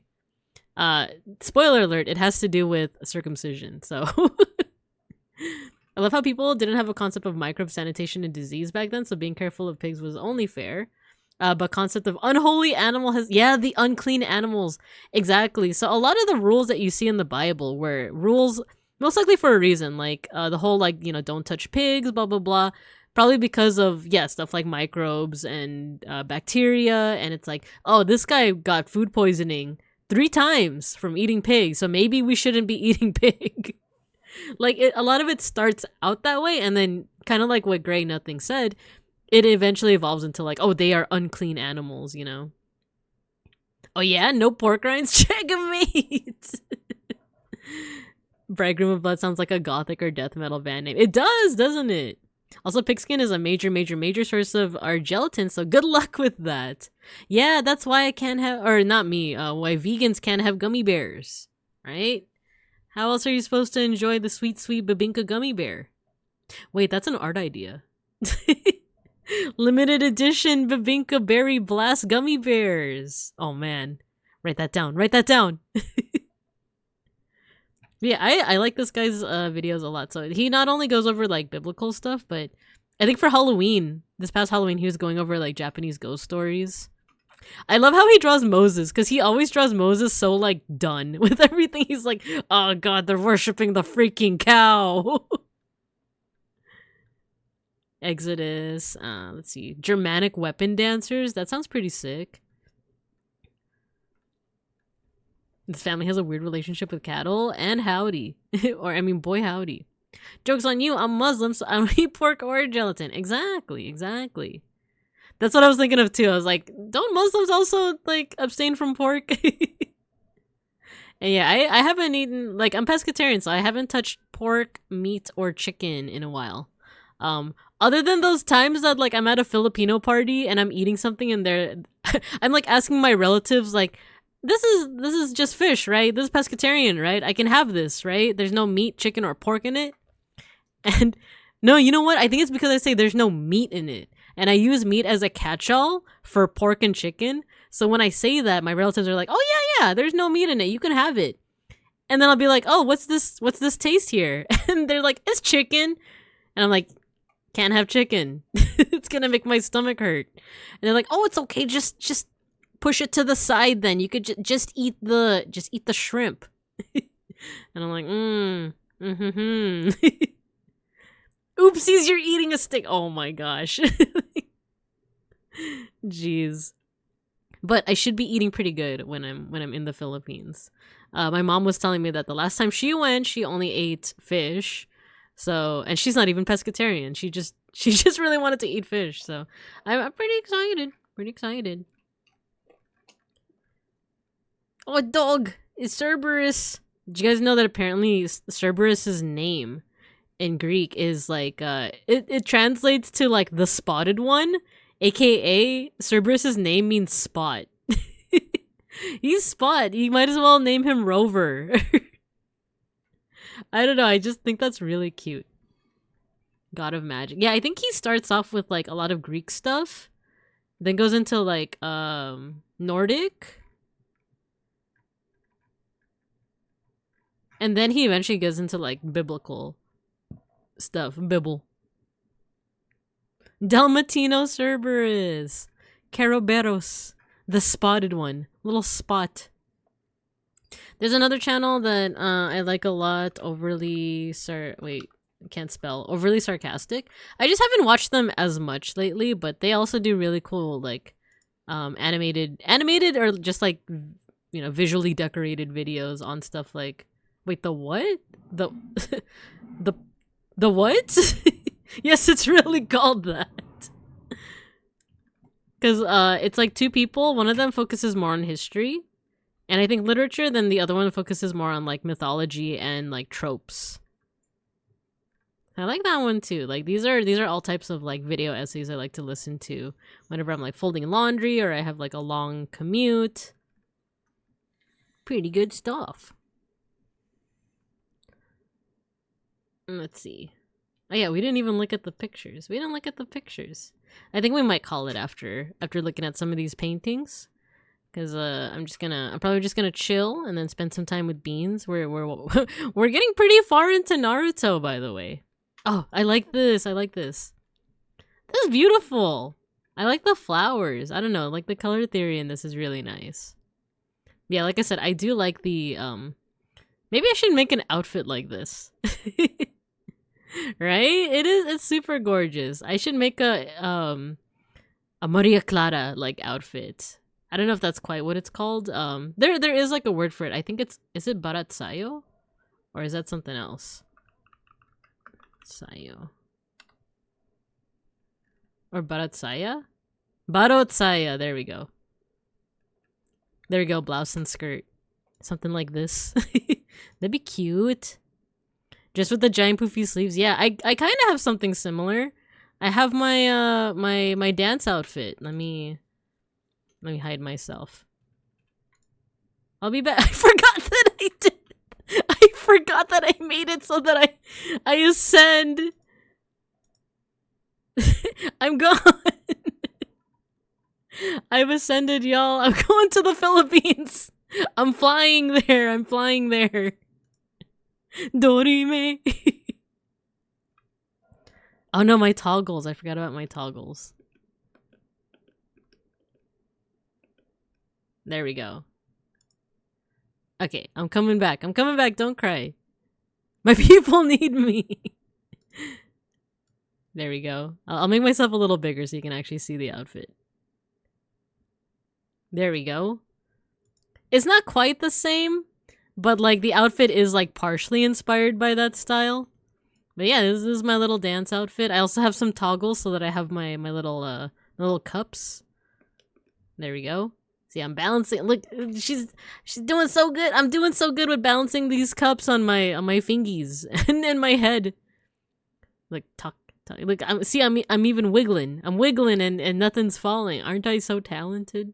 She died. She got raptured.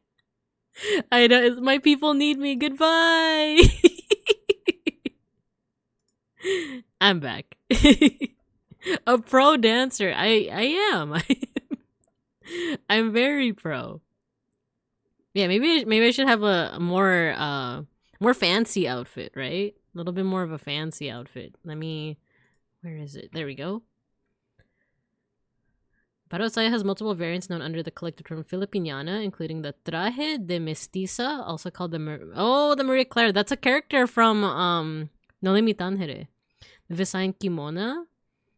How do you read this? Is this Patajong? Patajong skirt? Terno. And a casual cocktail dress version, the Balintawak. Oh, I've worn this one before.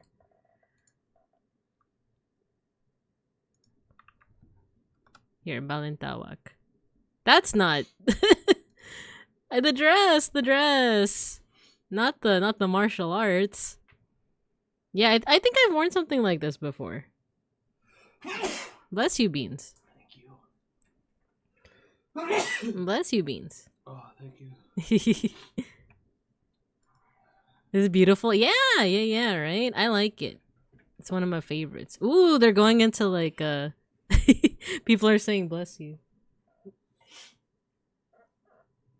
People are saying bless you to you. Thank you, chat. They have some pre-colonial clothing as well. Any art of Aya Nasir being spotted. Aya Nasir. Let's take a look. See him and his funny copper, right? I don't know if this is actually Aya Nasir or if it's just like a generic, figure with his crappy copper. Complaint. He has a Wikipedia article. Well, of course he does.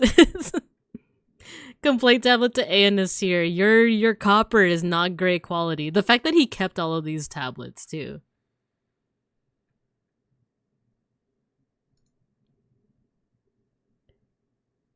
New hit tweet. Mestizos de Manila. These are really nice. Like these dances. I like these not just dances, I like these outfits too. They're very fancy. Balance a pot on my head. Look, it's like me. It's like me balancing the candle on my head.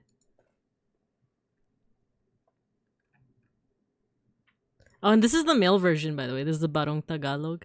And it's like see-through. I actually, it grew on me. I remember as a kid, I didn't really like it as like formal wear.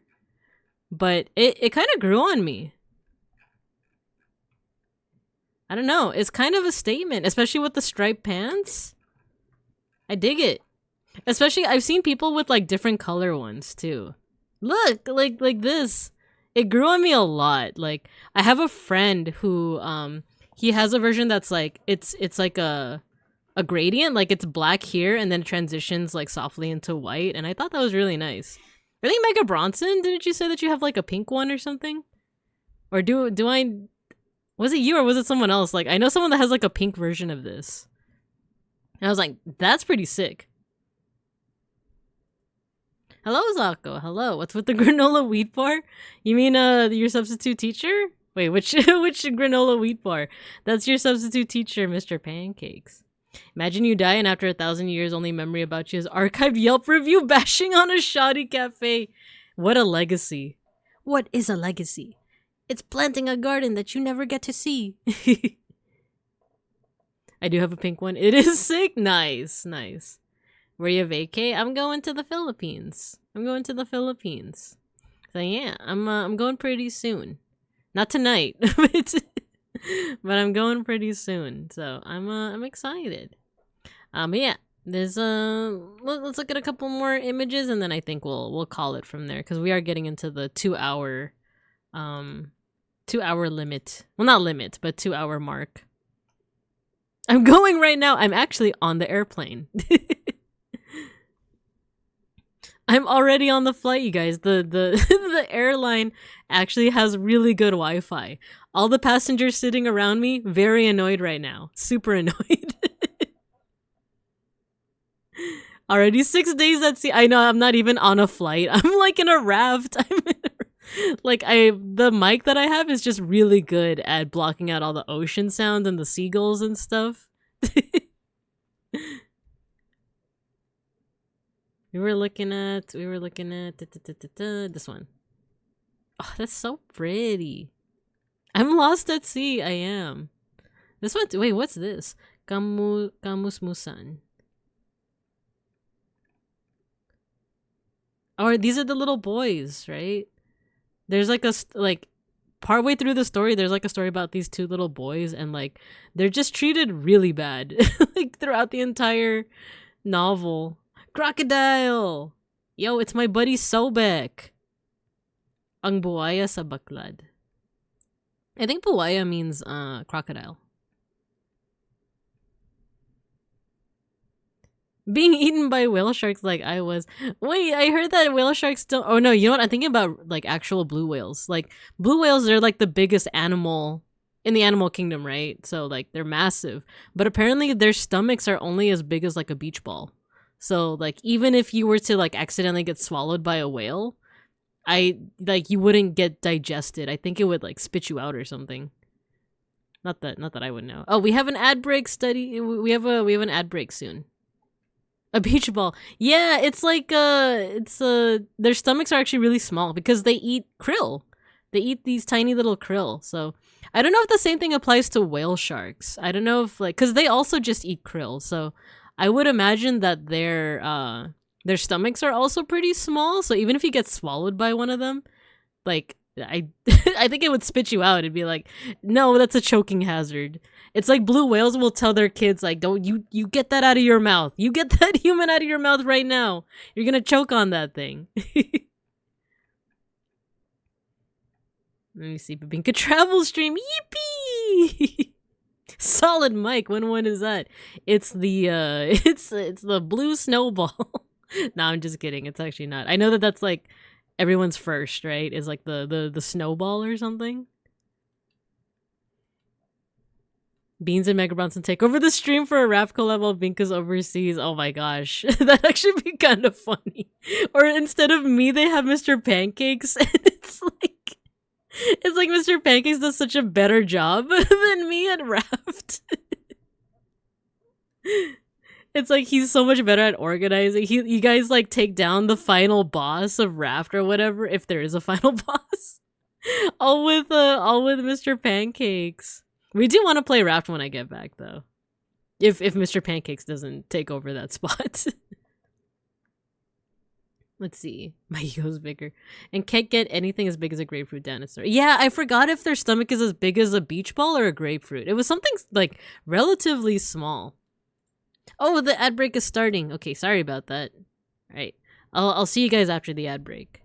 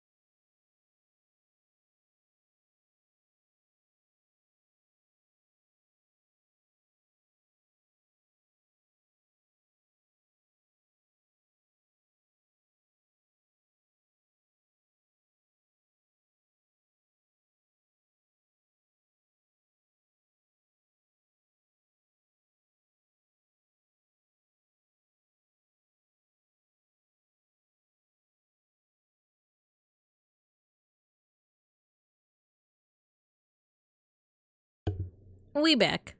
way back, and I saw Mega Bronson that she redeemed a tarot card reading for the road. Sure. Let's actually stay on this screen. Obviously I can't do a hand cam because I didn't set up the camera. It's actually trained on my face right now, but the cap is on, so no one try to hack my camera. You won't see anything. But hello. I've been staying up way too late lately. Perhaps early bed. Yeah, no worries. We're gonna end soon. I am going to do a tarot card reading for Mega Bronson, and then I think we'll just call it there. And I think that will be the only reading for tonight, because I do have like I think a 30-minute cooldown on it. So yeah, you said one for the road, just pull it. The ad break is finishing now. Oh, that was Harry Bot that said that. And you'll look it up in your free time? Sure. Taro! You're also reminding me, I think I should bring my tarot cards with me in case I do meet up with people and they're like, I want a tarot card reading. But I'm also going to catch up on chat right now. So Grey Nothing said, small stomach, but it constantly works. Eating doesn't end. That's actually pretty cool. I didn't know that. So yeah, I guess, yeah, it's a small stomach, but they're always just eating the krill. PC is on, you just act as a vlog camera. Final boss is capitalism. It is. That is the final boss of Raft. Instead of Patreon, we get ad break quiet. Yeah, you guys get some chill time. Okay, let's do a quick tarot read. I'm just gonna go ahead and do a shuffle. But yeah, I can't do hand cam, but I will tell you what it is. So, oh, you know what? Tarot. And I'll still give like a teensy bit of an analysis, but you know, feel free to also look it up on your own time. I'm a shuffling. Shuffle. Wait. After this stream, I think I'm just gonna be chilling with Beans, watching some Naruto.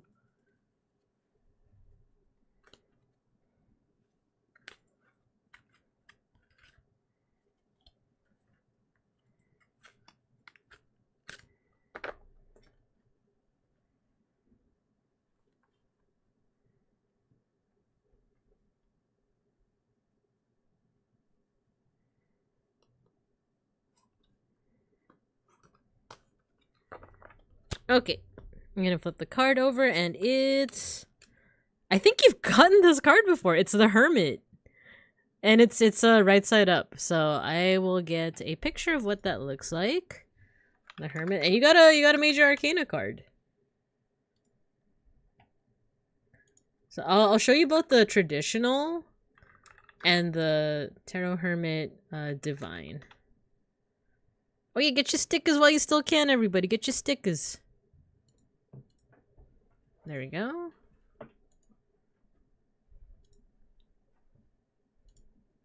I'm going to show you like the traditional imagery of the Hermit, and then the one for the deck I'm using, which is the Tarot of the Divine. And I'm pretty sure, I think we drew this one for you before. Yeah, don't forget the stickers. Don't forget the stickers. Okay. Okie dokie. So yeah, we drew the Hermit. Looks like this.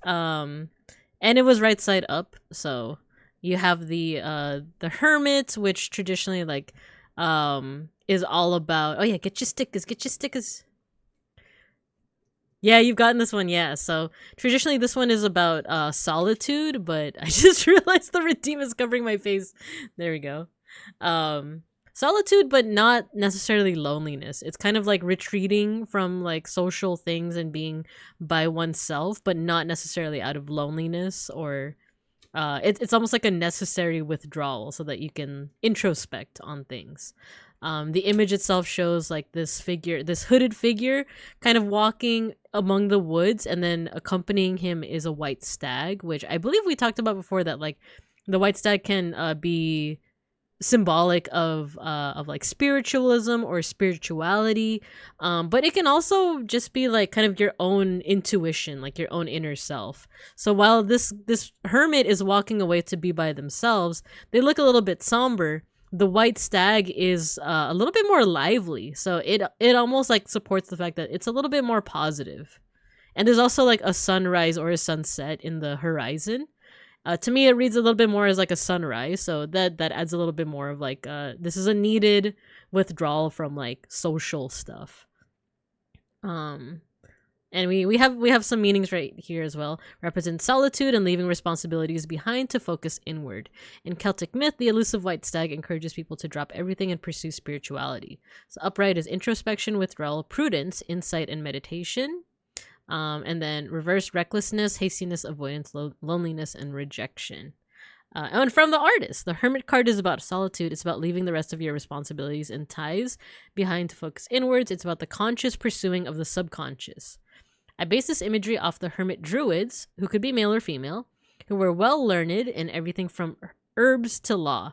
The white stag is a mystical creature said to be able to elude all capture and whose pursuit represents mankind's spiritual quest. So go ahead, take the time to chase the stag, find the answers that you're looking for. And then if you want to see the traditional imagery, this one. This is from the Rider-Waite tarot deck, which like a lot of tarot cards, even if they're like unique, they usually draw on this imagery. So it shows an old bearded man with kind of this shroud and the stick. They are not surrounded by the forest, but they're really just all by their lonesome. But they are also holding a lamp with a light shining through. So it does kind of like harken back to this idea of like you're seeking enlightenment, quite literally like enlightenment by being by yourself. So yeah, that's your tarot card reading. Hope that helps with whatever's on your mind, you know, whatever you're thinking of. I'll probably be thinking about it as well as I go on my trip in my favorite rocket ship. Philippine Airlines. Oh, that did not work with little Einsteins. Okay, guys, let's do a quick mosh pit. Let's do our end of stream mosh pit. Old man, Lamp Hippocrates, is that you? It's him. It's him. Let me get a mosh pit started. Yeah, let's do our end of stream mosh pit.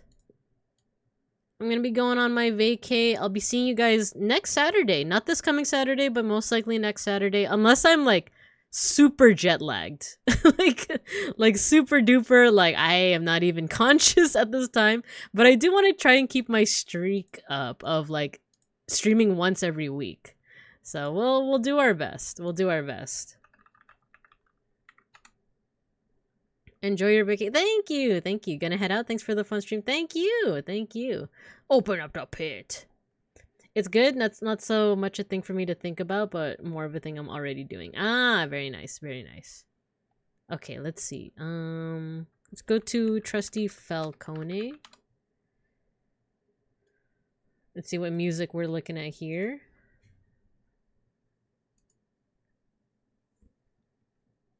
Pokemon Scarlet and Violet. Found you. I saw you there? Interesting. Let's see. What are we looking at? What are we looking at? I thought this was Magni at first, like with the little halo. Apep, Warden of the Last Oasis. La Signora. I'm just scrolling.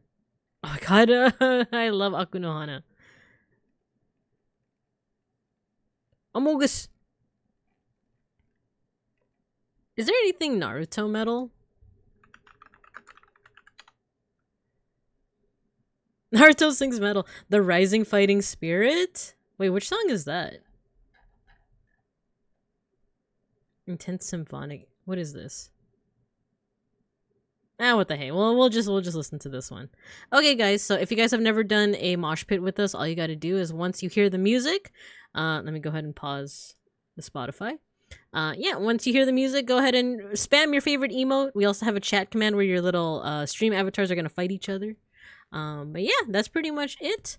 And then we'll look for someone to raid into as well. So open up the pit.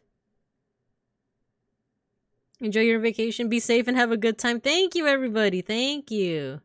Oh, it's this song. Bow, bow. Bow, bow. Bow, bow, bow, bow. Meow, meow.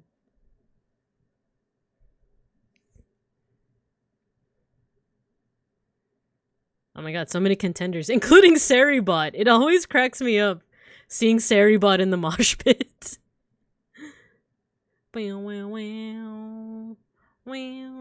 There is a setting to turn it off to make sure that that Starybot isn't in the mosh pit, but it's still kind of funny. It's still kind of funny.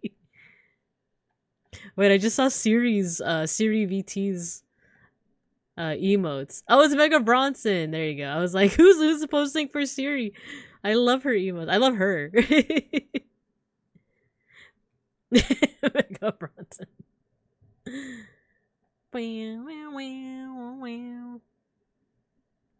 It's my Nendo, my ninja way. Believe it. Even though he like doesn't even say believe it anymore. Owen, you won the mosh pit. Let's go. Let's go. Imolge, I saw you were in second place. Let's see how round 2 fares.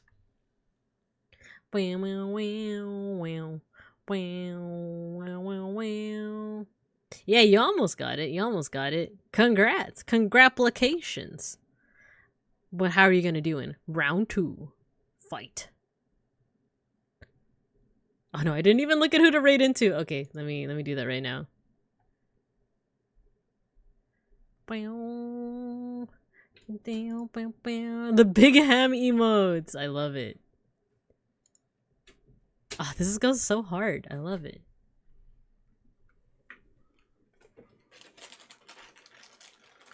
Let's see. Who should we raid into? Oh, the boss is live. Should I raid into the boss? Oh, there's also a couple of other folks that I've been thinking of raiding into lately. Oh no, please don't let Sarybot win. Atticus, you're our only hope. Atticus. The bots, they're taking over. They did it! They did it! We won against the bots. Let's go. Yeah. Okay. Oh, we still have a little bit of time for round 3. You guys want a round 3? Bow, bow, bow, bow.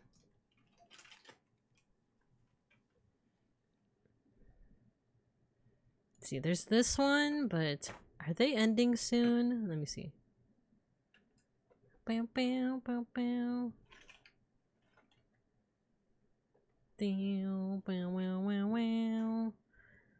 I love the Casper one so much. The dancing Casper.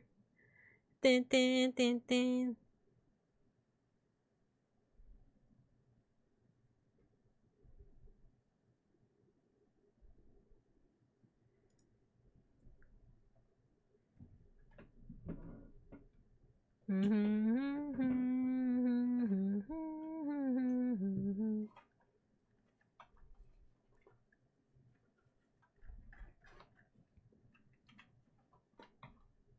Let's go, Mega Bronson. Let's go. You won round 3.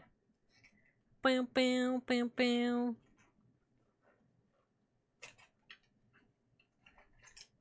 Dun, dun, dun, dun. Let's go. Good job. Good job. No, it's not rigged. It's not. All right, let's go into our outro. I'm still deciding between 2 people. Let me just make sure this person isn't ending because they've been going for a while. Yeah, I think they're gonna keep on going. So I want to raid into this person that I've never actually interacted with them, but I added them on Biscay. I love their theming. I love their name.